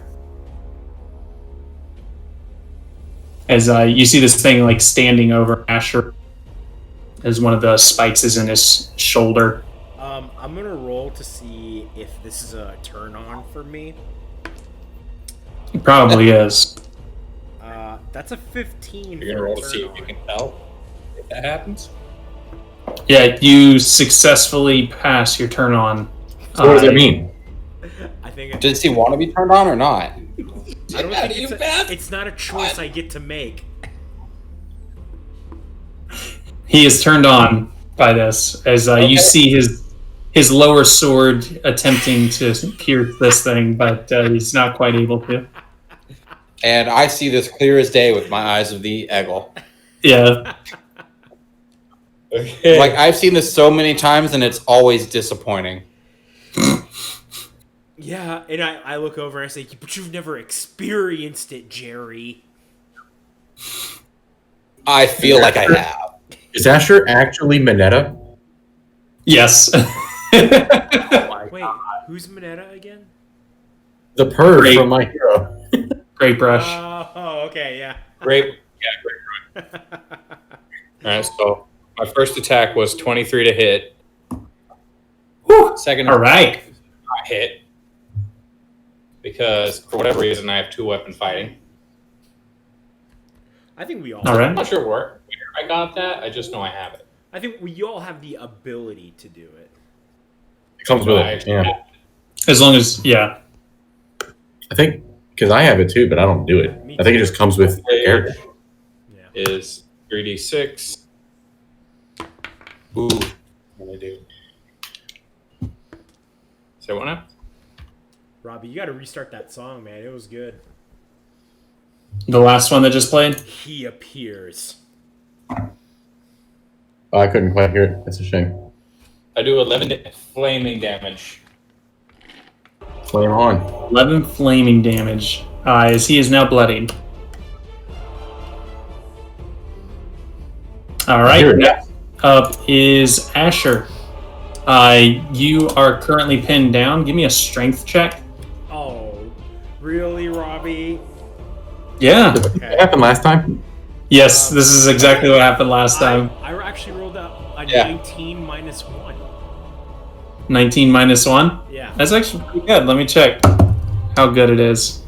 Yeah, that's enough. The Kuthric only rolled a 15 to keep you pinned. So you push your way up, as now you are erect in multiple ways. Can I... Bjorn doesn't see that he's a wreck. He just sees him push the monster off, and he goes, "He learned that from me." I kind of want to leave it on. So I know I'm strong enough to push it off of me. Can I just like scoot a little bit so it's partially on me? Sure, I mean, what? Okay, I guess. I'm going. He needs to cover the bolt. That's your eyes of the eagle. Work it out. Let's see. I'm going to. You guys think this thing is strong? Like it has high strength? Probably. It's bigger than you, so probably. It is a large creature. Alright, you know what? I'm going to Scorching Ray again. Just to... That's 3 attacks. That's 3 opportunities. Okay. 19's not going to do it. I mean... Not enough. 22. Nice. And then 22 again. 17. Yeah. All right. Cool. Alright, so that's 46 again. 3... 6, 9. Okay, 9 fire damage. All right. And I just like And blast it. And then all right. I'm also going Yeah. to fully scoot out, and I'm gonna run away. Okay. I know I'll get an attack of opportunity, but I'm too scared of this thing. I'm too scared of how it makes me feel. You're too scared and ashamed. He needs to go clean up, basically. Yeah, you're gonna take a hit. Okay. That is this one. That is 12 piercing damage. This time it aims like right for your butt. It kind of misses though. It's not as quite of a perfect hit, so it hits like your left butt cheek. I gotta roll to see if that's a turn on. Is Asher's hand still cursed right now? No. That's a 7. No, this was. Yes, it is. Yeah, because it was the kidder This is before we offered. met Kidder. Oh, yeah. Oh, right, Yeah. right. So I rolled a 7 for turn on. It didn't do much for me. Yeah, you weren't as turned on with it. Yeah. All right, Jerry, you're up. Okay, cool. So Rill's over there, so I'm gonna come flank it, draw my rapiers, and take a stab. Right, good thing I've got flanked with it, so I've got advantage. All right, I completely missed the first time, and that was disheartening. So I'm just gonna disengage and fire off bolts from the grave. And that one hits. 21. Yay! Wait, did you roll with All right. advantage? Dylan? Did you roll with advantage? So what? I did. And both rolls were single digits. So what do you do with both of the grave? Alright, so bolts from the grave. That's going to be 2d6 plus 4 necrotic. And that is going to be 8 necrotic damage. Nice. All right, he's getting there. He's looking rough. And be right there after disengaging. Next up is Bjorn. Ooh. Get over here and it'll be flanked. Too far. There we go. 1, 2, 3, 4, 5, 6. Am I flanking? Yeah, Space. Great. basically. Fuck reckless. Damn. That's a 25 to hit. Nice. You hit. I hope so. Hit it hard. 5, 6, 7, 8, 9, 10, 11 slashing damage. All right. He's still up. But it's not going anywhere now. Nope. Next up is the Kuthric. So it is going to attack Bjorn first. And that's not going to hit. And then it's going to swing over to Rill. And that's probably going to hit because that is a lot. 23. I use my Sentinel reaction to attack it when he attacks Rill. All right. Rill, you're going to take 11 points of piercing damage. Yeah. And then Nothing, Elmer. And then what? And then Uh-oh. go ahead and do your roll to attack it. Ooh. Uh-oh. 13 slashing damage. To the All butt. right. As you bring your Blaze Reaver around, or actually you're using your axe, right? Yeah. You bring your axe over right onto this thing's neck, and you finish Michelle off. She is satisfied. I guess. It looks just... It's like Darth Maul, where I just go right through it. And then the head, she just kind of like stumbles around and the head falls off. Yeah. All right. So yeah, as you guys finish that up, your vision kind of blurs again for a second, and you find yourself sitting at the fire. You see Editha very intrigued and interested in your story. Continue, Vinny. I say, Sorry. so we Right there. took care of this thing together as a team, and we were able to explore the cave, finding a few others. As we dug further into the cave, we encountered a tabaxi that had done us wrong before.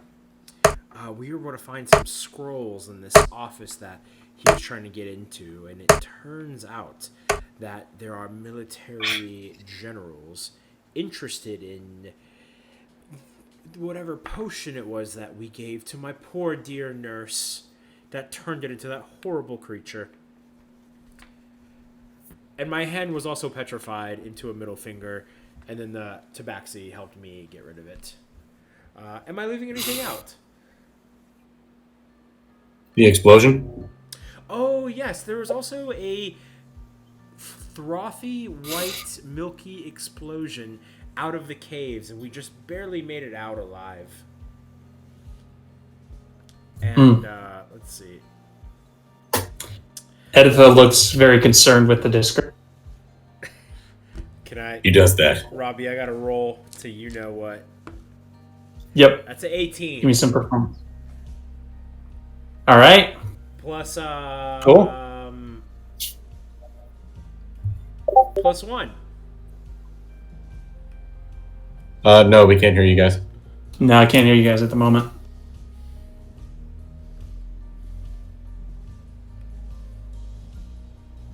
It was going so good. I know.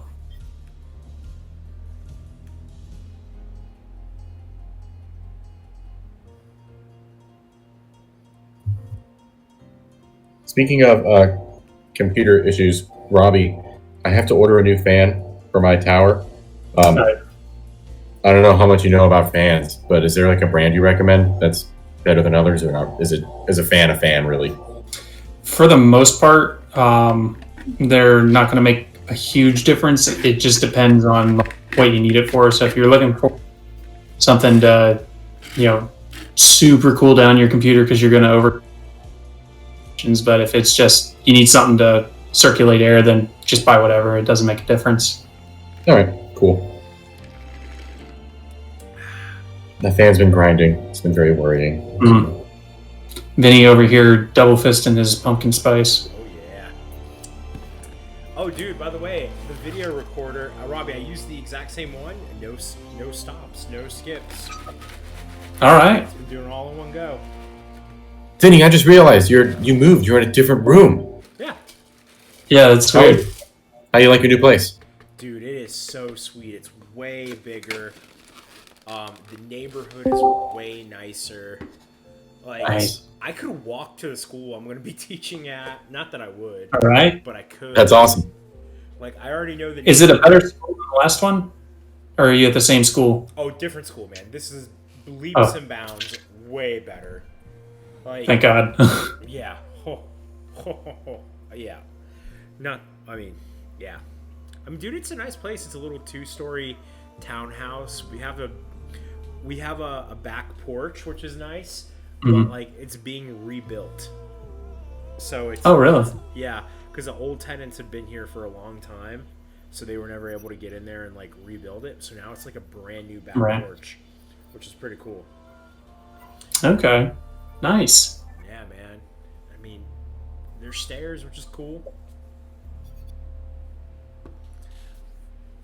Definitely an improvement. Oh, yeah.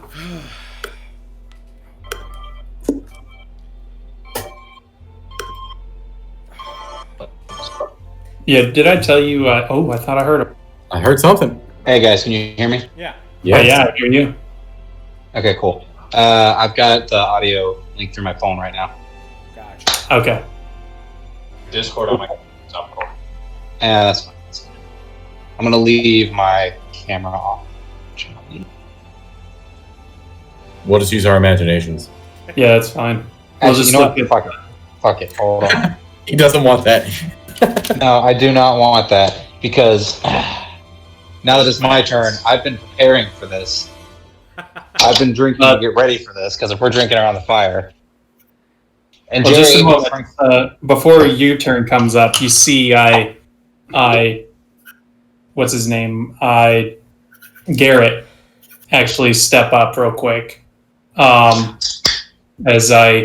He seems to be the next one to want to go and tell his story of how he met you guys.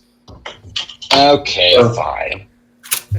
This whole setup was an opportunity,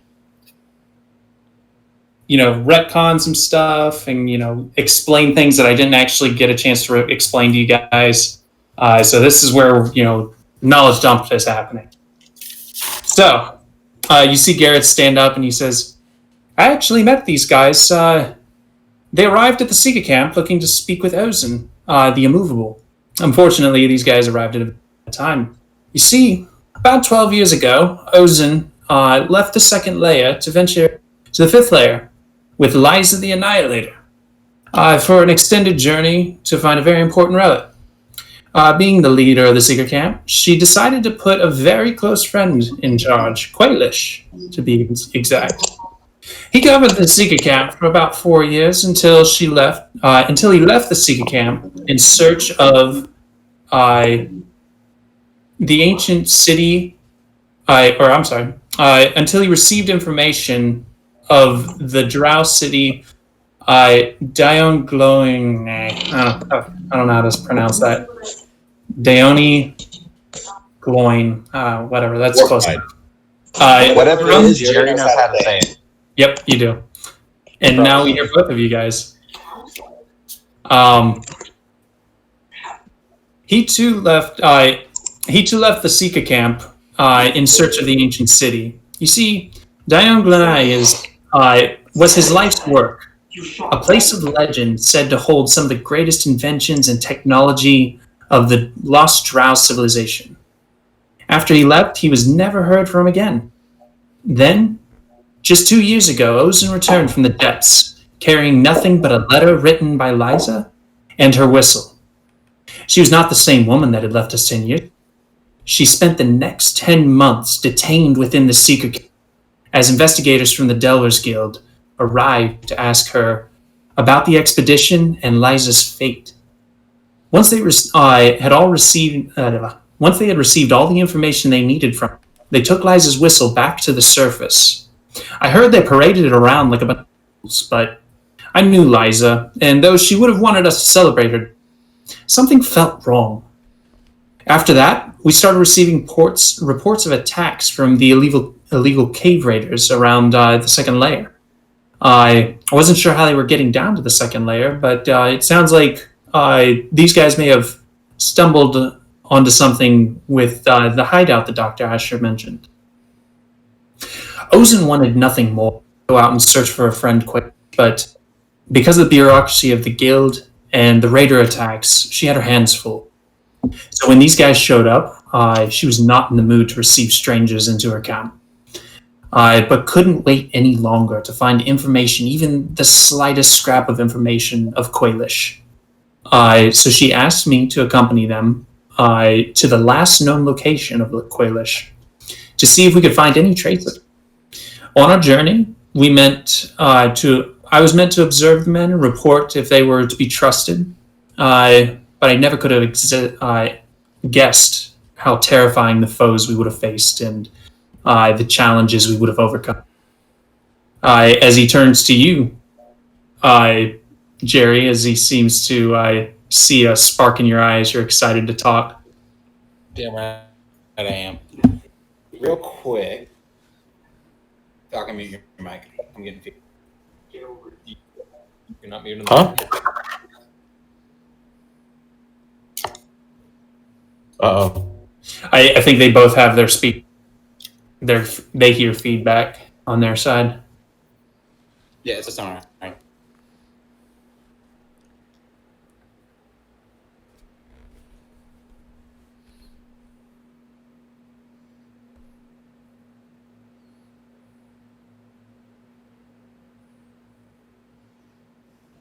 Give us just a second. I'm unmuted. All right, I can hear you guys. Oh. There's our boy. And my sound is back on. Turn your Bluetooth back on. No Bluetooth? Yeah. Restart button. That's good. Turn It'll on your be really Bluetooth. slow. I'm trying. It's being slow.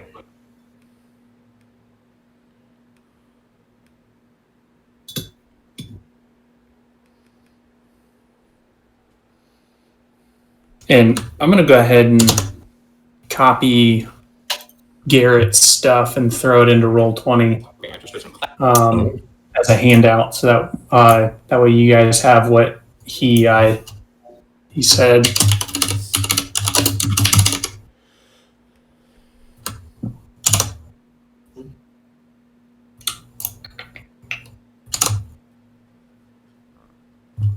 That's weird.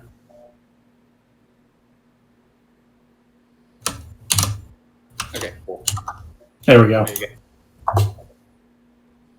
So real quick, before I get going, would I add my proficiency to the exposition dumps? Because this is my thing.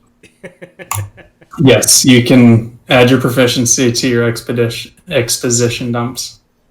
Okay, I basically just want to use that homebrew +4 to exposition I have. I'm down with it. Like I made this in like November or December. I feel like it's far enough back that I clearly didn't just make this up for now. Okay. So first thing I'm going to do is, lady, there was a whole bunch of stuff these folks told you that was wrong. So Bjorn, Asher, and I, we kind of bumped into each other as soon as we got to the island. We fought some dudes. We took their whistles. They weren't even Delvers. So we took their whistles back to the hall. We got inducted. We were like, hey, here's a little adventure you guys got to go on. We went into the abyss. We got to the edge of the first layer. We first saw that Odia attacking this dwarf. That was Paladin, man. We saved him. We got him back. He came in with us on the second trip. He just jumped into the fungus once we got to the Fat Boys. At that point, we were like, all right, we're getting out of this cave for a moment. That's when Rill found us. Rill was following Wheels right here. Say hi, Wheels. Give him some cheese.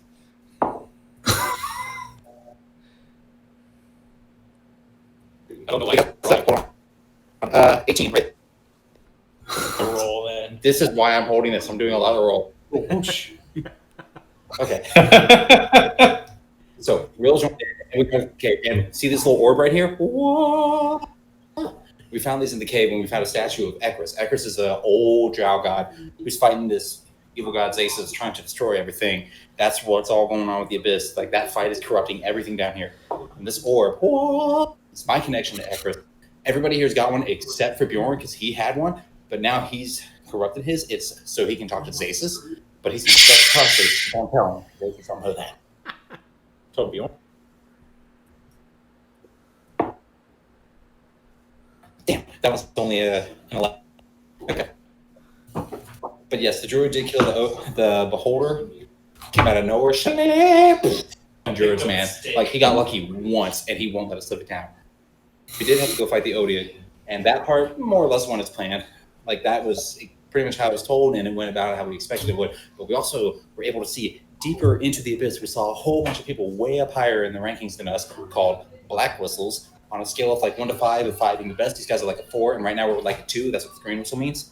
These number 4s, they were on the end of that portal there, and we know that they were able to send people through this portal to circumvent the curse of the Abyss. And then we came to the second layer.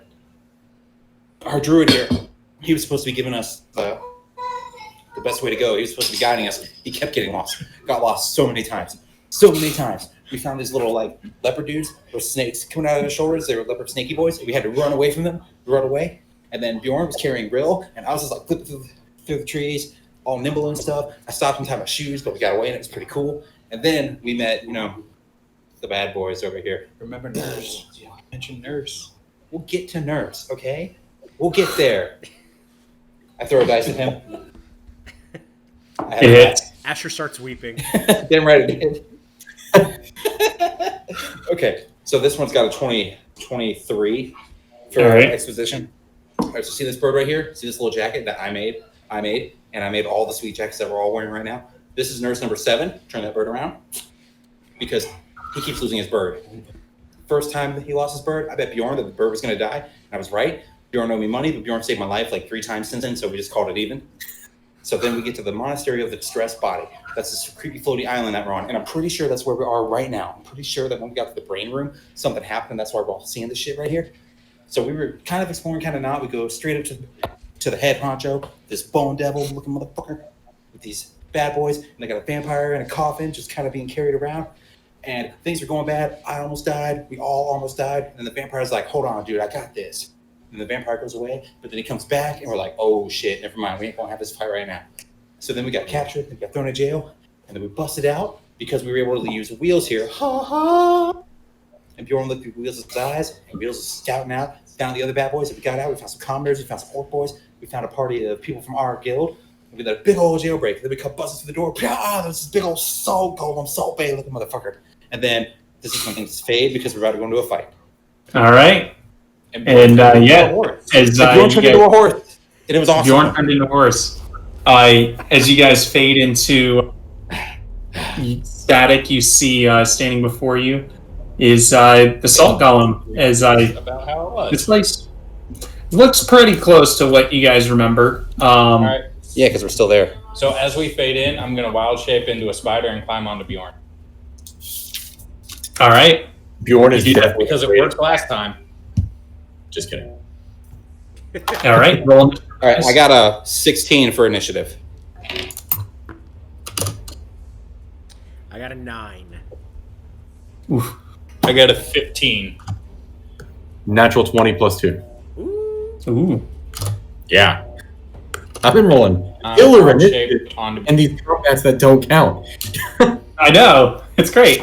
Oh my goodness. All right. So Bjorn, you're up first. All right. You know me. I'm assuming you'll allow me to get there in one turn. Well, let me move him to where you can get to. Where am I? You might be dead. I might have deleted you by accident. No, Rill's just all up in your business. Oh yeah. No, I'm a spider and I'm on it.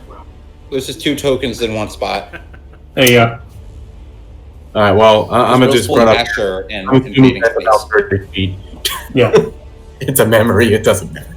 And I'm going to reckless raging, attacking all that good shit. All right. You reckless raging, attacking, good shit. God, there's advantage on that. That was real garbage. That whiffs. A total whiff. I'm not even going to tell you what I rolled. Was it a nat 1? No, it was a 4 plus 6. Okay. That's awful. First one was a 2. Oof. Yeah. All right. So But you're out. you don't hit. Jerry, you up? I have a question. Yes. If I roll high enough for performance, can I just say I hit? Because I am telling this part of the story. You can try it. Worth a shot, right? Didn't say no. Is a 22 going to do it for performance? So, what are you doing with your performance? What are you saying? Oh, I'm saying, so I'm telling this part of the story, and I'm like, oh yeah, like my first shot, I hit that bad boy. All right, you hit. I mean, I would have hit anyway, but still. This felt like a in-person Jerry thing to do. Sorry, in-character Jerry thing to do. So yeah, you hit as you describe exactly what you say happened. He dies So immediately. yeah.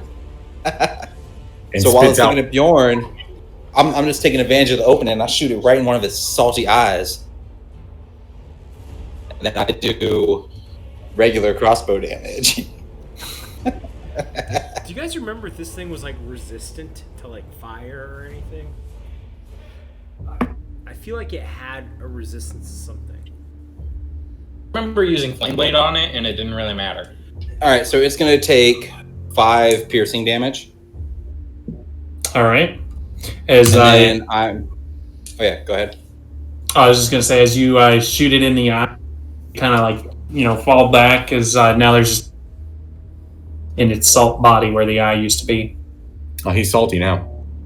So I'm going to use my cunning action to dash over here, at which point I'll pop off my bowls from the grave. Oh yeah, he doesn't get bloody, he gets crumbly. He did get crumbly. Nat 20. Oh shit! All right. Alright, so this one. I'm just channeling something I heard about once, and I go, Ko Kenku. Alright, so let's see. That's going to be 12, 16, 18, 23 necrotic damage. Shit! All right.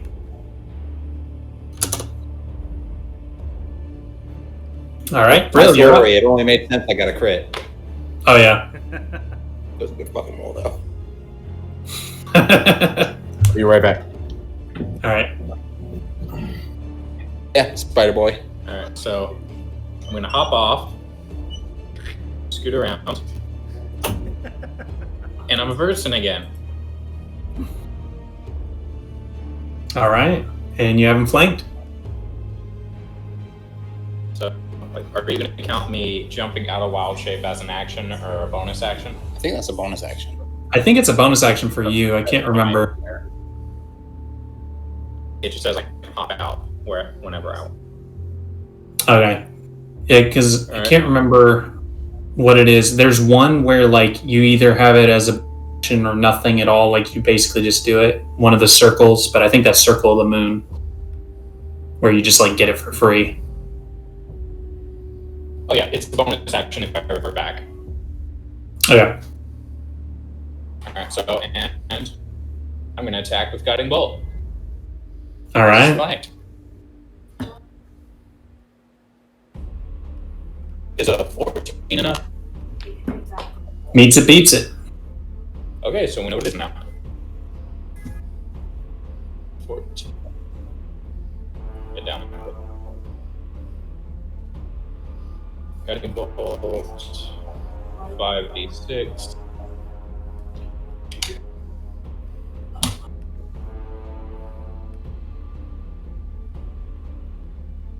Just enough dice.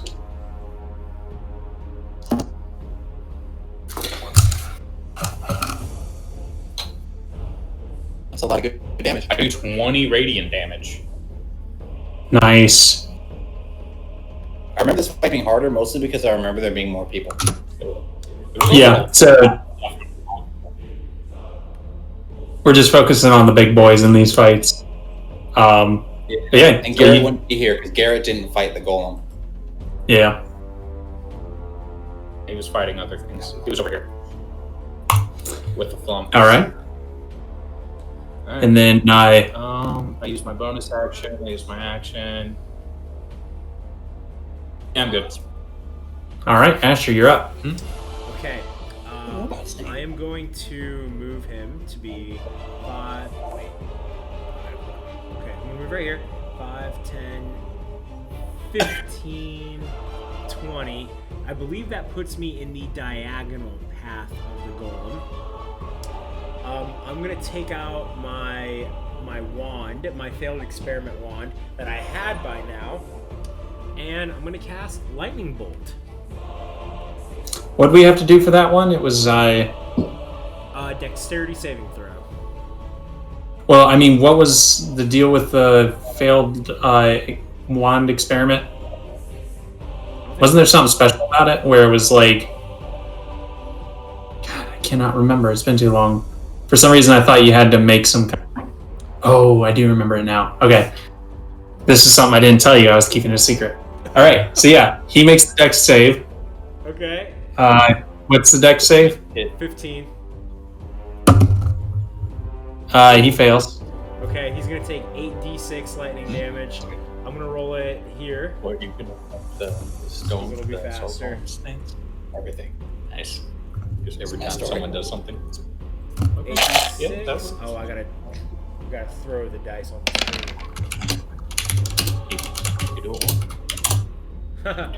26 lightning damage. All right. That's pretty good. Let me see. So give me just a second. I shoot a big lightning bolt at him, right in between Bjorn and Rill. Crack a cow. I had to make sure like you guys weren't in the way. Did the monster attack anybody while I was gone? You do. No, not yet. I think it rolled low for its initiative.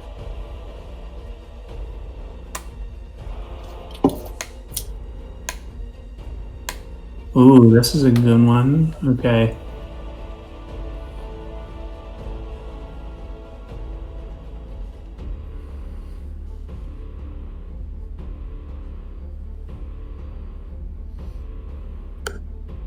All right. So with this one, oh no, What? that's so good. What's happening? What the? So as you cast this spell, you see it like hit this guy, do a bunch.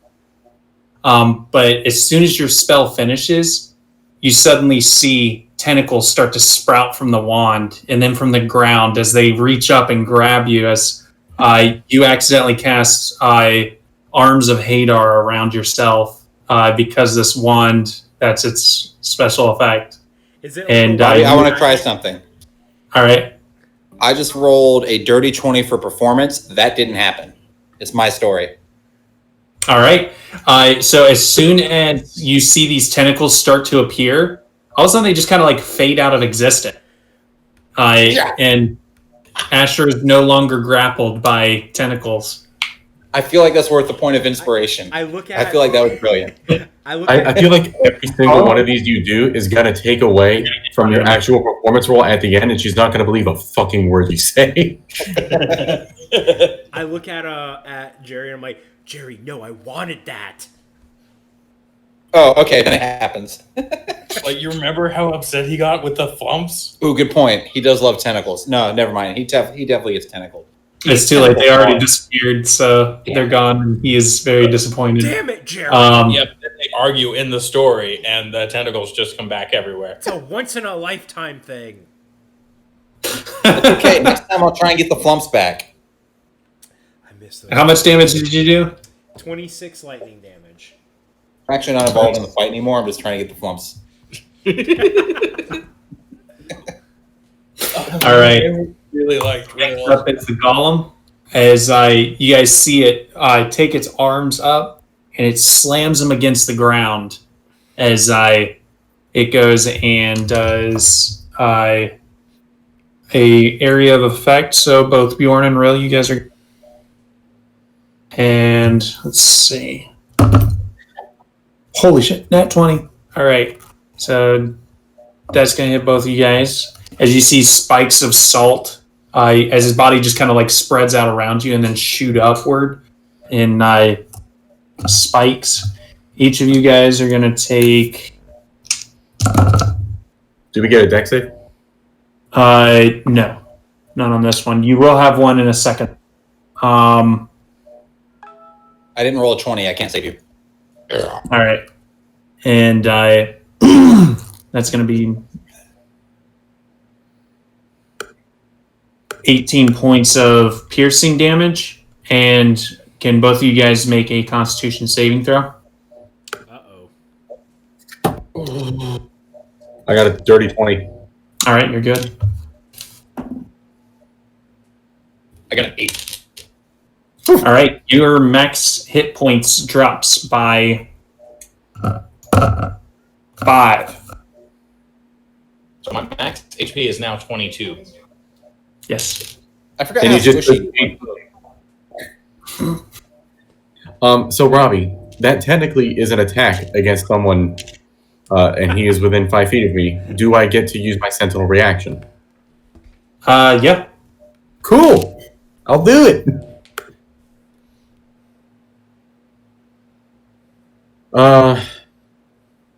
This might be pushing it, so I'll ask. Since he's flanked, do I get advantage on this or no? No. Okay. He takes 9 slashing damage. All right. He is extremely bloodied. I forgot to tell you when he was bloodied, but yeah, he's not looking happy. Okay. Well, then I'm rubbing salt in the wound. What's that? Said that I'm rubbing salt in the wound. Oh yeah. All right, Bjorn, you're up. Cool. I'll go again. Reckless rage, all that bullshit. Go, Bjorn. Well, I don't need to be Assault reckless. him. Actually, do I?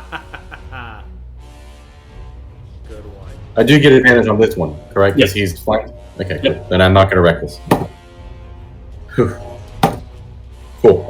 That's a 24 to hit. Where? There it is. Another 9 slashing damage. 9. All right. Next up is Jerry.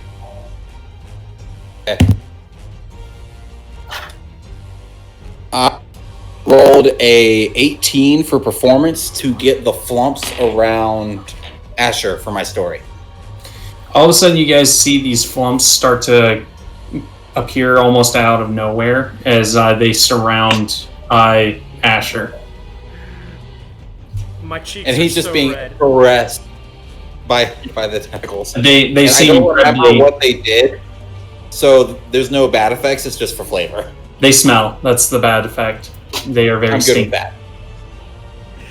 As they just caress his face and his whole body. Oh, I'm steaming. I'm like, And for my bonus action, I flash him a thumbs up, and that's my turn. All right. Next up is Rill. All right. So try to slash him.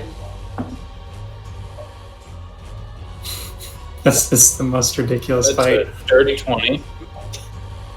Ooh. That is All right. 24. What are you talking about? This is the best fight yet. To hit with Flame Blade, Yep. Definitely. which is 3d6.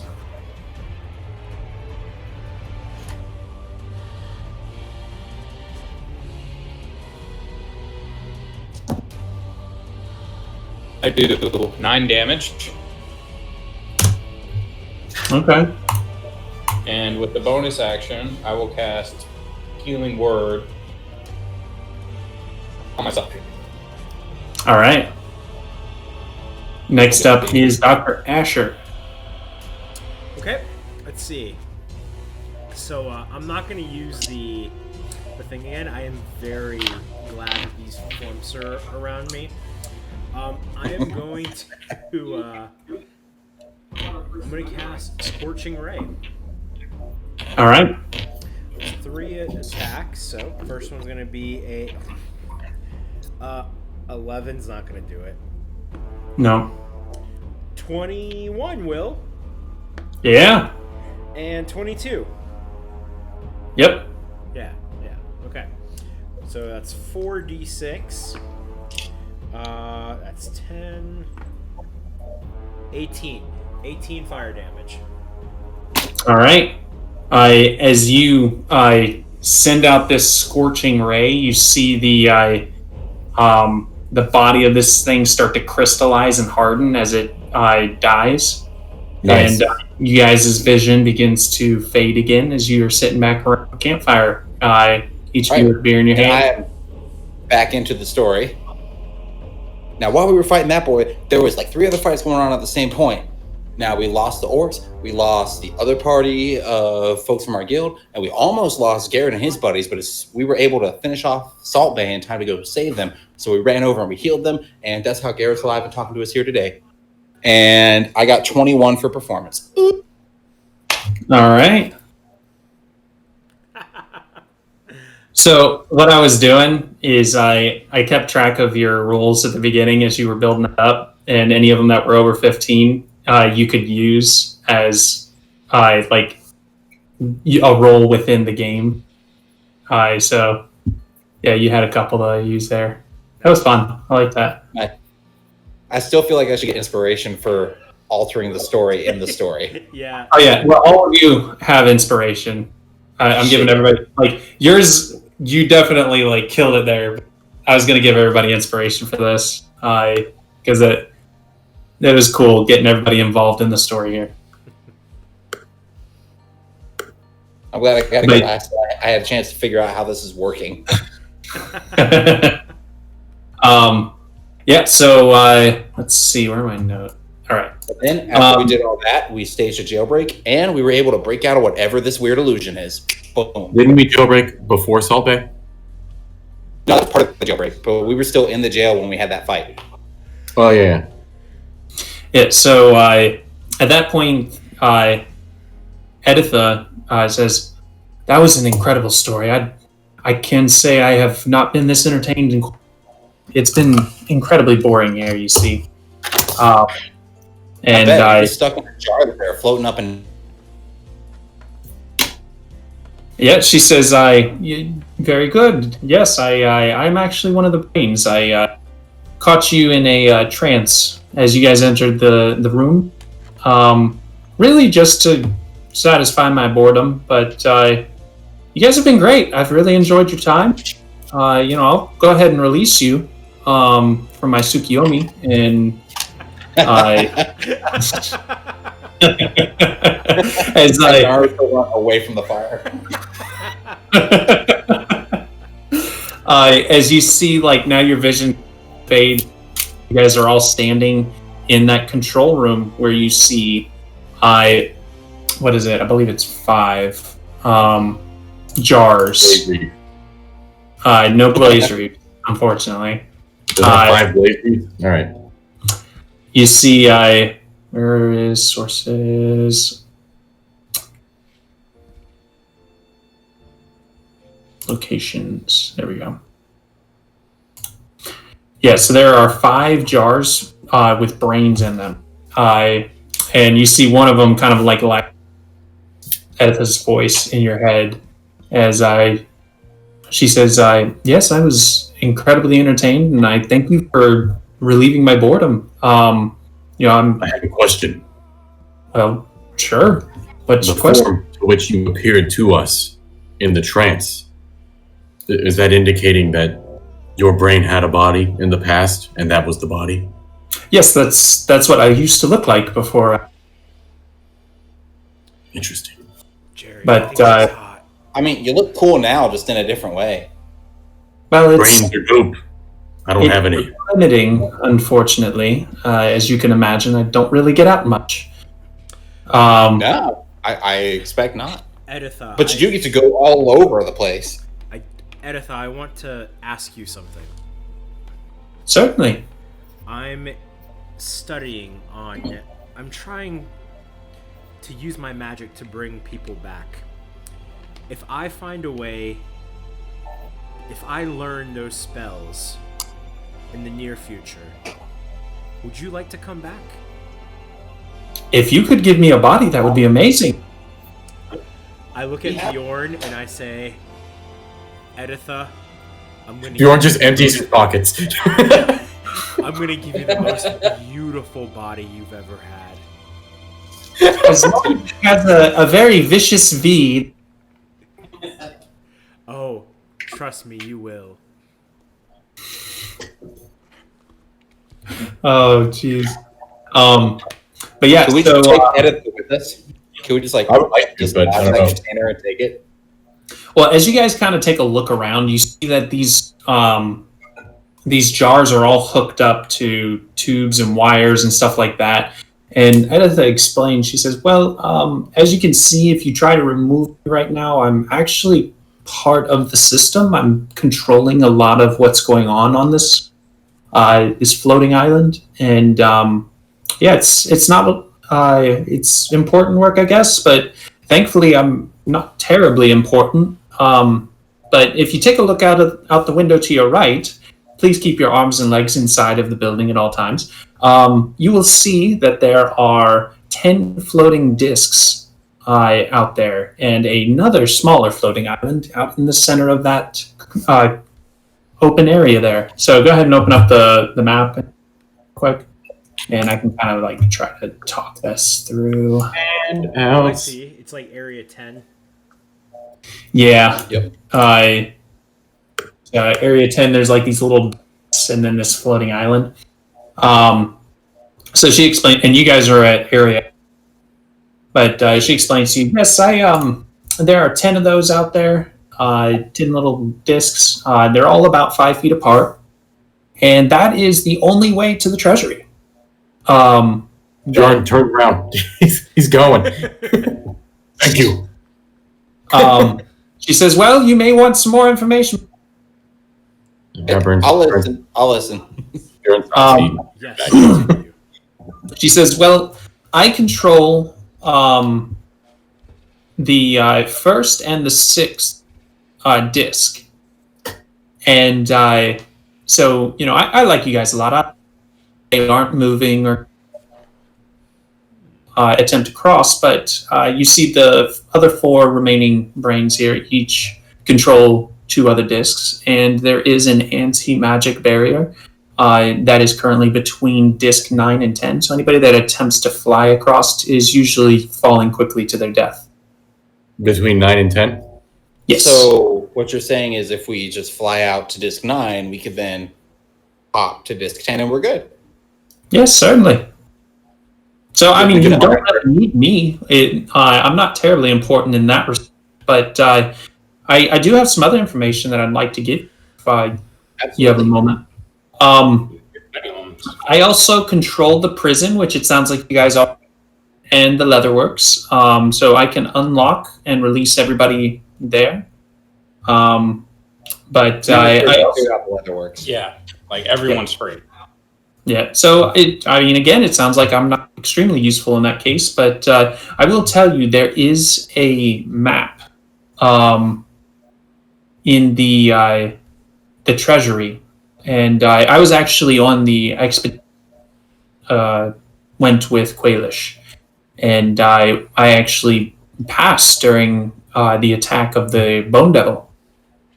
He killed me, and my brain was put into the jar to, keep the place going. But there is a map in the treasury that leads to Quailish's second laboratory, I believe. He had found Diane Gunai, and he was going there to set up another laboratory at some point. I don't know if he made it there, but that is the best place to look if you're trying to find. I have a question for you, Editha. Certainly. Do any of these brains happen to control the abbey where the Bone Devil is, or would you know of a way we could sneak in there? Because the only way we know to get in, he'll see us coming. I would say Dunstan is the best one to talk to if you are concerned with. He currently controls the Central Abbey, and he has control over the Grand Master's teleportation bracelets. Oh. So he could either disable them, or he could make the Grandmaster pop up where we want to fight him. He can. What's that? Which one is Dunstan? Dunstan is the one directly to my. Hello, Dunstan. I'm Jerry, and I very much want to be your friend. I do not. I really care to talk with you. You seem like a rather dim-witted person. And yet surprisingly clever. Oh, are you seeking a man of culture? Oh, no, Perhaps culture, but you seem a little off as well. I'm not sure I want to speak with you either. What type of person do you want to speak with? Ooh, can you speak to animals? I cannot. Damn. I can translate. There's three. Because this house is the best of us all. There's three down.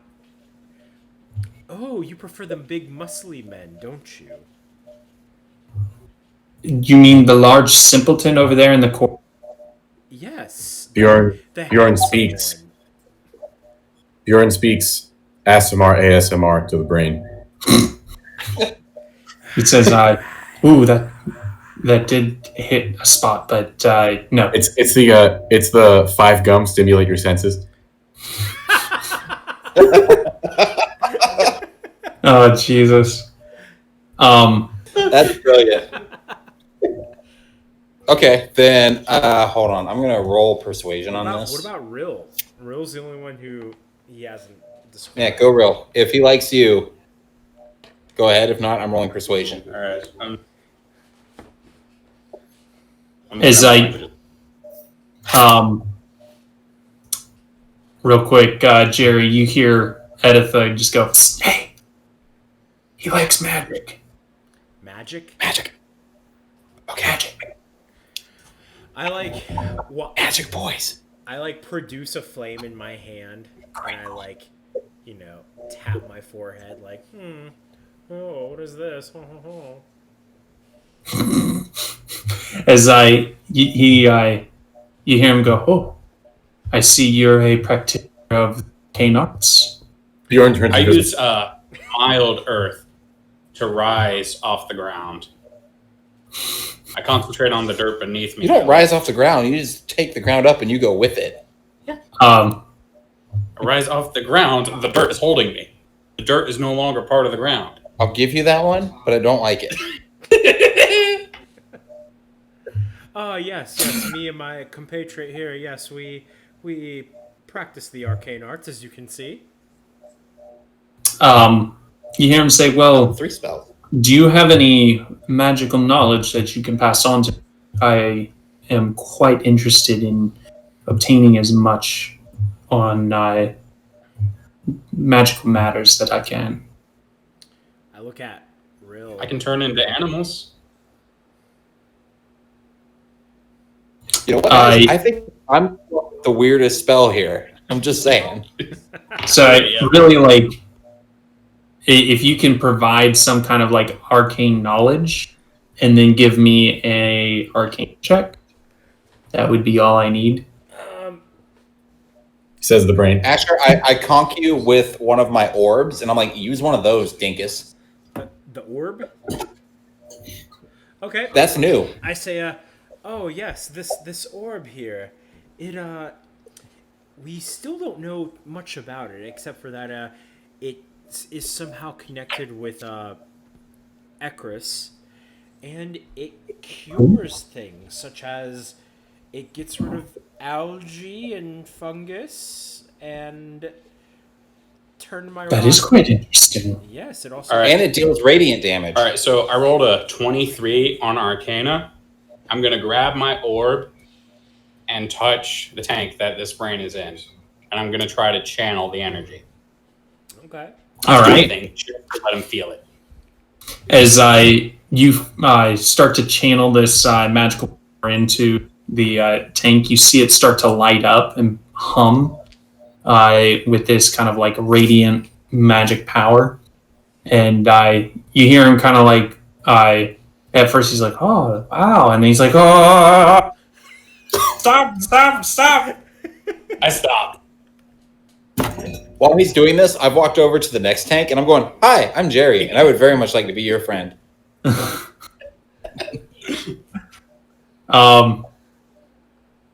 Yeah, let's finish this up with Dunstan real quick. Okay. He said, you fool, what were you thinking? Wanted something new. Well, yes, but I didn't expect you to cast it on me.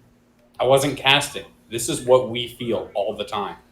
Well, that's horrible. How do you even walk? It hurts. With our legs, It and is- it does hurt. This is a goddess. Ugh. Well, I guess you've satiated my curiosity. Yes. I was going to teach him how to rage. I was going to teach him how to Dougie. I can pass along some knowledge to you that this monastery here, it's not actually a monastery or anything of that nature. It's a crashed planar ship that was being developed by the Drow. They had a failed experiment in which they didn't fare too well. This Question, are there instructions written by the Drow anywhere? Not that I'm aware of. I know that they've got the control panel behind us, but beyond that, I'm not sure if there's an instruction manual I or anything. immediately go over there and I start reading it. Yeah, so you hear, as you take a look at it, very advanced terminologies that I don't even know what to say for, but like they would be, pitch and roll and hyperdrive and shit like that, to where it's like, how to move between different planes. You with an intelligence of 8 are like, this seems a little above my pay grade, but I can read all of it. Horizon restabilization. What? We're underground. What does the horizon have to do with anything? Those sounds like advanced words. Let me take a look. Oh, yes. Yes, hyperdrive. Okay, I know all of these words. I have intelligence Yeah, so- 15. I could get it too. But I have to read everything to you because I'm the only one who can read it. I'd say probably okay. Asher would be the only one that would have any way of understanding what some of these words are, considering I spent a little bit of time in like rudimentary arcane I went arts. to college. But for being a doctor, Yeah, but one of my That's features only is medical research. school. Like, I Yeah, know that's where to true. find knowledge similar to this. Guys, I found Okay. a light switch. That makes Click, sense. click, click, click. So yeah, you'd probably be able to deduce some information here as well. But from what you guys can tell, this plane or this ship was at some point used to. It was a prototype for them to be able to travel between the different planes freely. But yeah, in an attempt to kind of commercialize travel between the planes, and there are things like planar wells and well of the worlds and stuff like that allow you to pass between different planes, but they're expensive, hard to find, and you can only do a few people at a time. So this was their attempt to achieve that in mass, and it was failed. As you can see, it's crashed here on this floating island, and yes, that's all the information that I can give you and what you were able to deduce. But Dunstan continues to say, I will go ahead and turn off the teleportation bracelets that the Grand Master has, so that way you guys can hopefully kill him quick. Thank you. Thank you. Question. If we kill the Grand Master, what happens here? Let me rephrase He's that. not. When we kill the Grand Master, because he's dying. I mean, he's not controlling anything. We are the ones that are controlling this place here. The place will continue to float. Could you pilot us around the second layer? Well, I don't have any control of the place. I could just keep it. That's about it. And I don't even know if I'm the one that's keeping it afloat. I think one of the other brains is, but I'm not sure who. Hi, I'm Jerry, and I would very much like to be your friend. All right, we'll move on. So you're moving to the next one over. Yep. Let's see. I'm dumb, but people like me. I like Really anxious. my elbow on Really my shoulder. to get the fucking place. As you come up, you see the brain kind of responds to you saying, "Hey, I'm Jerry," and says, "Get out of here, you idiot." That's fair. Moving on. Next brain. Did you say his name is Terry? What? Is its name Terry? No, it's not. Would you say Harry? As you hear Edith say, "That one's Corliss. He's kind of an ass." Who? Corliss. Hello. He's kind of an Welcome to ass. the court. I walk That's toward us. very, very similar to a person Don't whose mind name. tail, I prefer the mouse. Hello. Well, you're a fool Corliss. too. Look at you speaking to animals. What kind of being do you consider yourself? That's not a normal mouse. He's a bean? That It explains looks the like a smell. normal mouse. And throw yourself off Obviously the never met a building. mouse. It looks like a mouse to me. If it looks like a mouse, squeaks like a mouse, it's a mouse. And if you're telling me anything else, you're an idiot. You don't have eyes. It also smells like a mouse. I have blind sight. I can see everything in this room. What are you? If you have blind sight, you should be able to sense that it's Yes. not normal. It is a normal mouse. What are you talking about? You don't know what you're talking about. You should roll It is- insight. Isn't it just a regular mouse? Like actually, I don't know. Who said All right, it's not let me go. real? Tell me why you think it's this. What's so special about this mouse? Tell me. I wasn't even on this island, and I felt this mouse. I came here into the abyss to find this thing, and then I fought a beholder Well, because this mouse said to. Hey, Corliss, it sounds like this Bill guy Pryor has a just thing for eating mouses, cheese. right? Well, and what was that? I said, hey, Corliss, it sounds like this thing has a thing for mouses, right?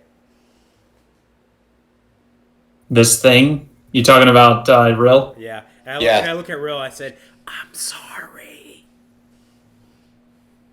Racist flavor. I didn't hear you. He said racist flamer. What? What about your race is even up? You want to be mean? I be mean. I like look back at Rill and I'm like, what the fuck, dude? What the fuck? So Cornless, what are you into, my guy?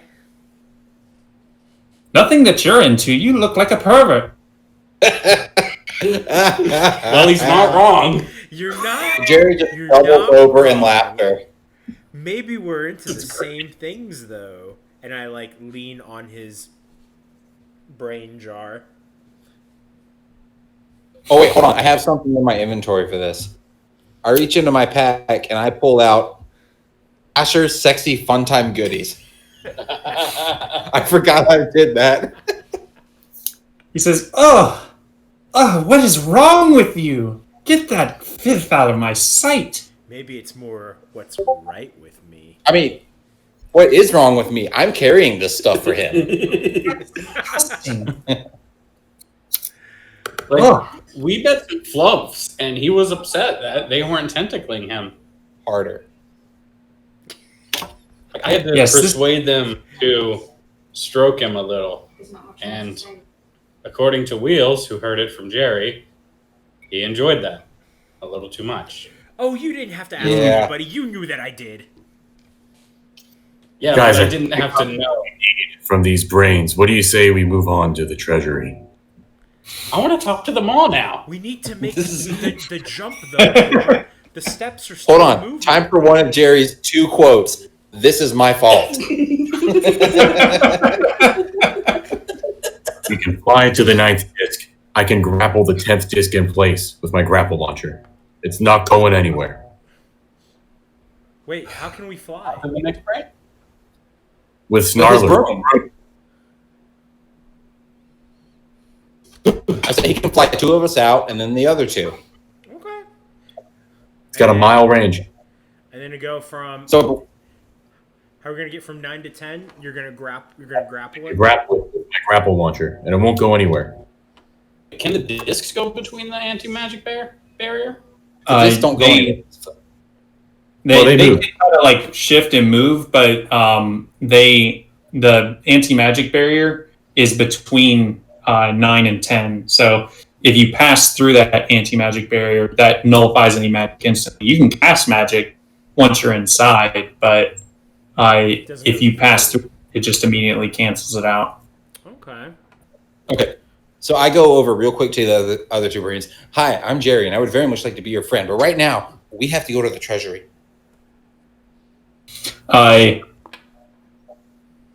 As you say that, the one all the way to the left kind of pipes up and says, "Well, if there's anything I can do, let me know." What is he able to do? Well, I mean, I would like to help if I can. I can Awesome. What do you have domain over here?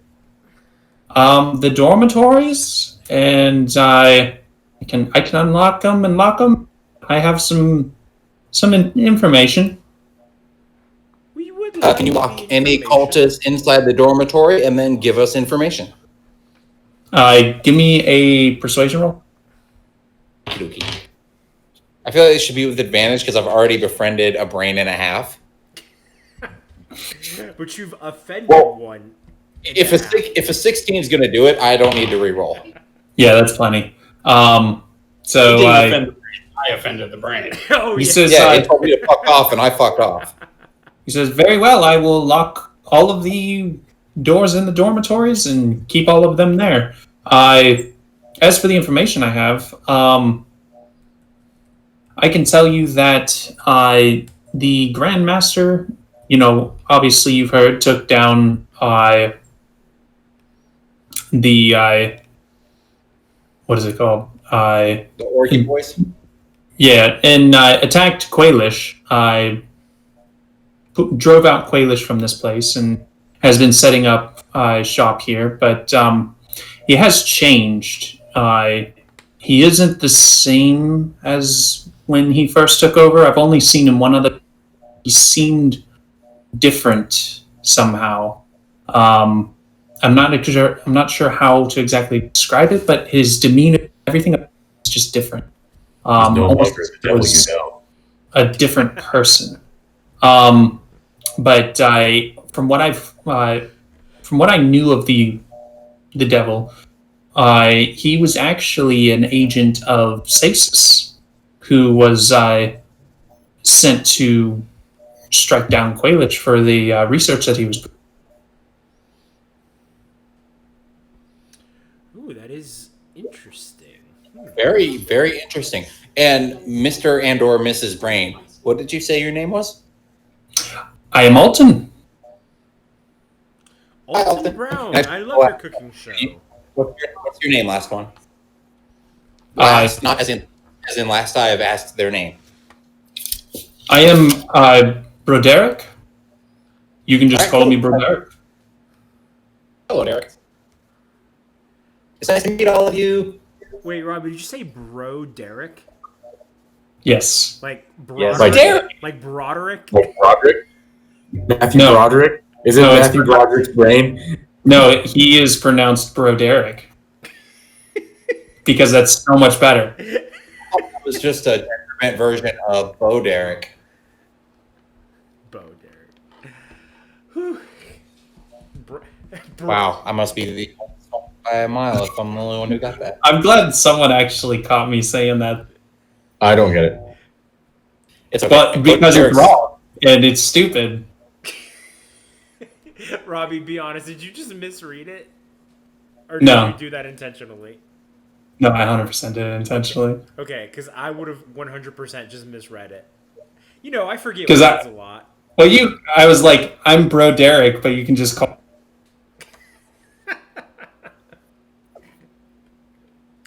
Derek. Anyway. Yeah, so Broderick is the last one, and yeah. Can you? You guys want to? Okay. Thank you for your help and information, and to the treasury. Okay. Let's. Bjorn is there. Bjorn is. I was just like anxiously in the corner, like waiting. Like, I need that blaze wreath. Oh, sweet. And like I rolled storing all nat 20 the acrobatics where he effectively has haste on him and is just there. I rolled a nat 20 for acrobatics, so can I just spring across the disc? You can spring across all of them except 2, 4, 5, and 7. Fine,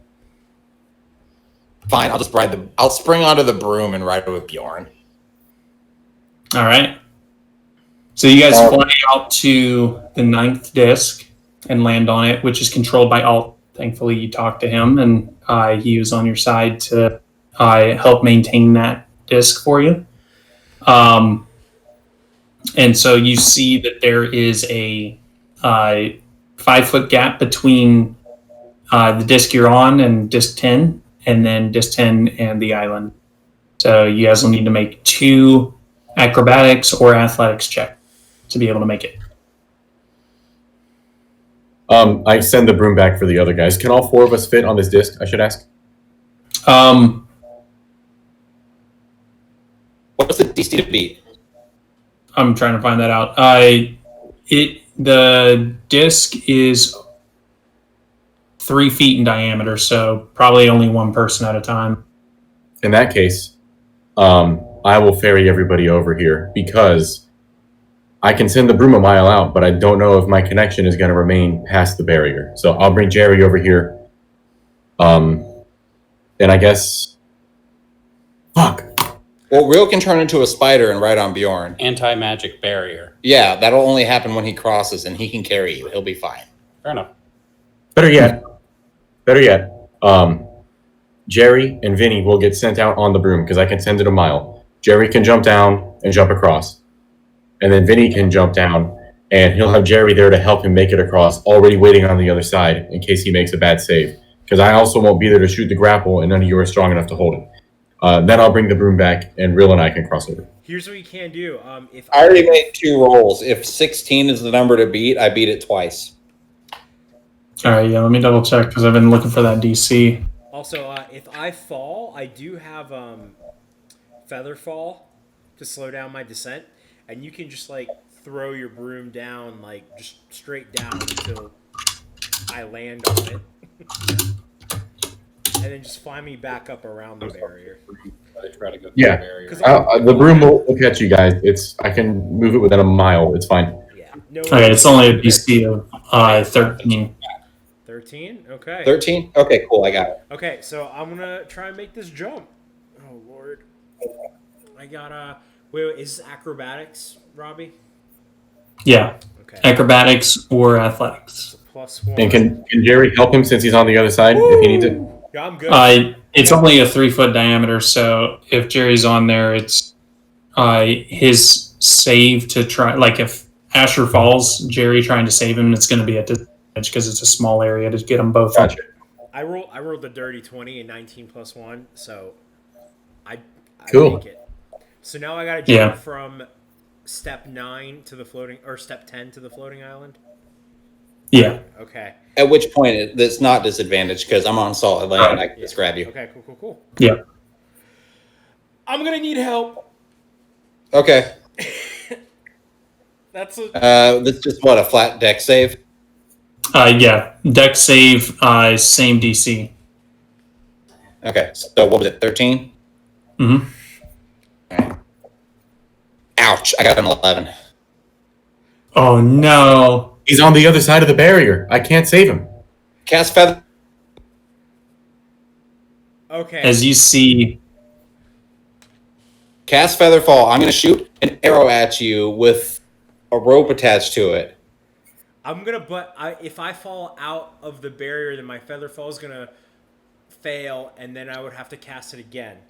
So I waited until You're fine. I rolled a 25 to get you with this arrow with rope.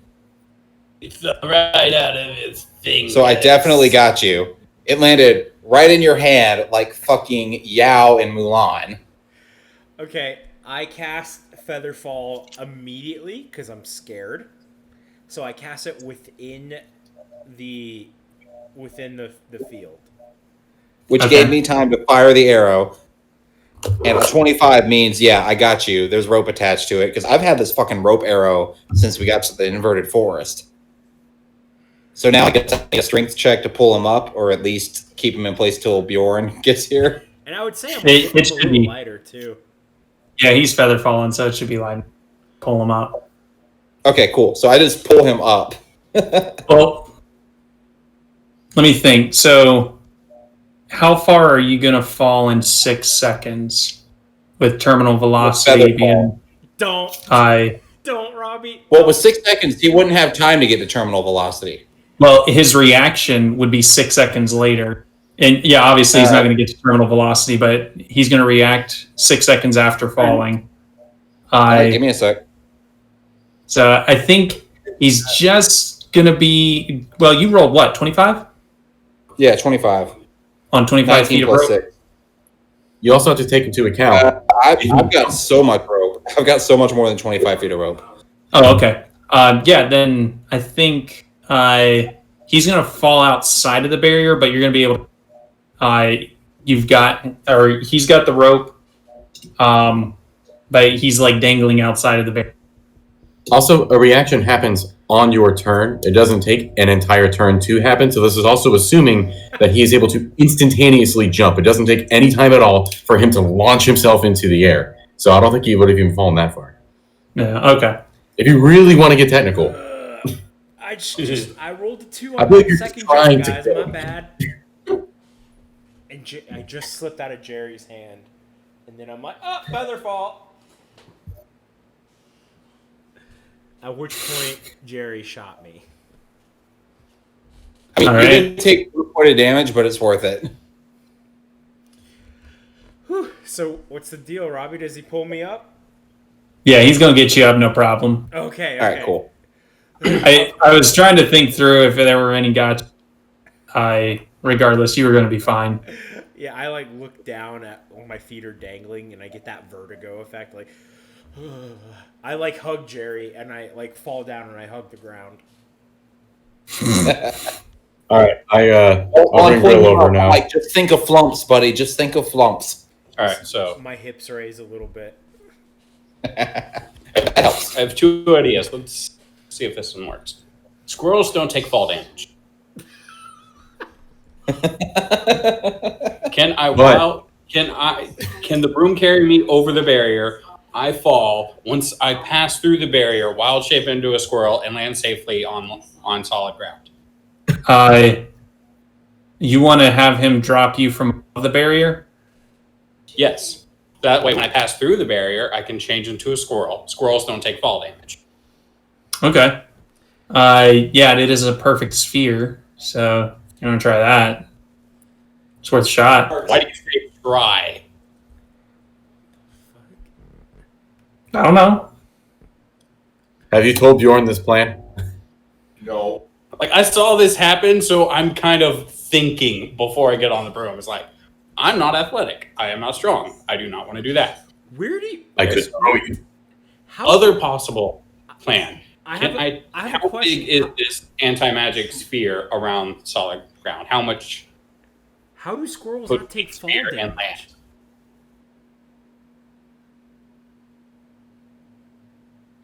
I don't know. That is weird. I guess, I mean, if it's a flying squirrel, it totally makes sense. I could just carry you. It'd be no disadvantage to me. I mean, honestly, Even Bjorn, you could just throw him. I could. I could also shoot the building with my auto cannon, and you could just run across the rope. Yeah, well, you can float 20 feet high, from step 9, and just chuck him, and then me and Jerry can catch him in human form, or you can turn into a snake. Yeah, or an armadillo, because they just turn into a ball. Yeah, whatever animal you turn into, if you lose your health, they'll just boom back to human. The other option is you just turn into a bird. Or do you have an animal with flight speed yet? Do you have that? Fly. He Gotcha. can't fly. Should he be a flying squirrel and have a glide speed? They do have a glide speed. I was just looking at that because I was trying to figure out if... Science. Squirrels are the only mammals that... But I don't see it in the stat blocks. So. If that's not an okay thing to do, is can the broom stay above the sphere and I just hang onto a rope? I mean, Jerry, you could shoot at him. I could. Again, I can just shoot the cannon, and you can walk on that rope or crawl on it or whatever you want to do. That Or also you works. you can just hop on Bjorn's back and use his +7 to acrobatics to just walk across the thing. That also works. He can just carry you regardless at this point. And I'll still have myself grappled. So even if I fall, I'm still grappled to the island. So To an insect. you said athletics or acrobatics, right, Robbie? Correct. Good. And technically, with the amount of weight that you can carry, you wouldn't have disadvantage carrying an extra person on your back. I probably could have If carried you're trying to get a everybody, bunch of mouse, but the broom couldn't could have he done. carry one mouse over and then you just pop up over there? I have no idea. Let's not worry about it because it doesn't matter now. But now I want to know what happens if I turn into a swarm of rats and I disperse. Where do I become me? Well, if all the ones that Bjorn doesn't have just jump off and die, you would obviously go back to Bjorn. Fair. But if they all disperse and they're all So I'm going to grab Oh, we Rill passed through the barrier. at the building, and we're both just going to go across, and it's going to be fine, because even if I fail, I'm still attached to the island with the autocannon. Yeah, I was just waiting for you to do it anyway. I'm keeping him distracted. Yeah, do that. I have a problem with Swarm of Mice now. I broke the druid. I got an 18. All right, that's enough. And then my second one, I got 15. Perfect. You make it across, no problem. And then I go inside, and I get my fucking Blaze Reeve. Hold All on. right, hold so on. you guys make it across. I'm kicking the door in as hard as I can. Before I can't hear before we go anything anywhere, else. passive, do I pick up anything in front of the door? Do you pick up anything what? Voice every time. Shush. Passive 21 perception. Is the door booby trapped? No. All right, cool. Oh, good. Have fun, Bjorn Bjorn. would anyway. He's fucking angry. All right. Well, you guys make it across the bridge, and you see you hear this anime ending music playing in your heads as we're gonna call it there. Oh man. I had to have something to dangle in front of you, Bjorn. It's been like 6 Well, months. if it was Asher, we know what would have dangled. Oh yeah.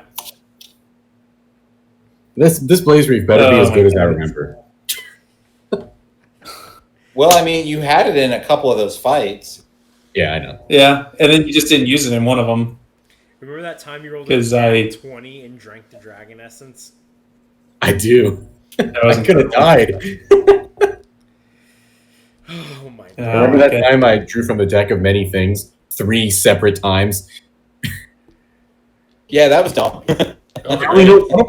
I don't know the other two. Yeah, I forgot. Yeah. Did I get something? Yeah, I don't remember what happened. One of them gave him like +1 to 1 ability for a day or something. Yeah, Yeah. but it's long since faded. There's still another one. Whatever and the third one was like just completely useless to you.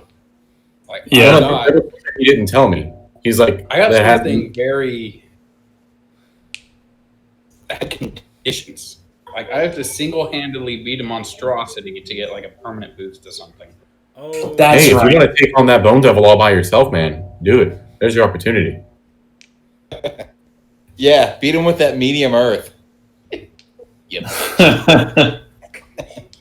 Oh shit. Druids, man. All right. That was fun, boys. Yeah. All right, guys. We'll be playing Monday next week. Sounds like. Sounds right. For everyone. See you then. adios, guys. All right. Later, guys. Later.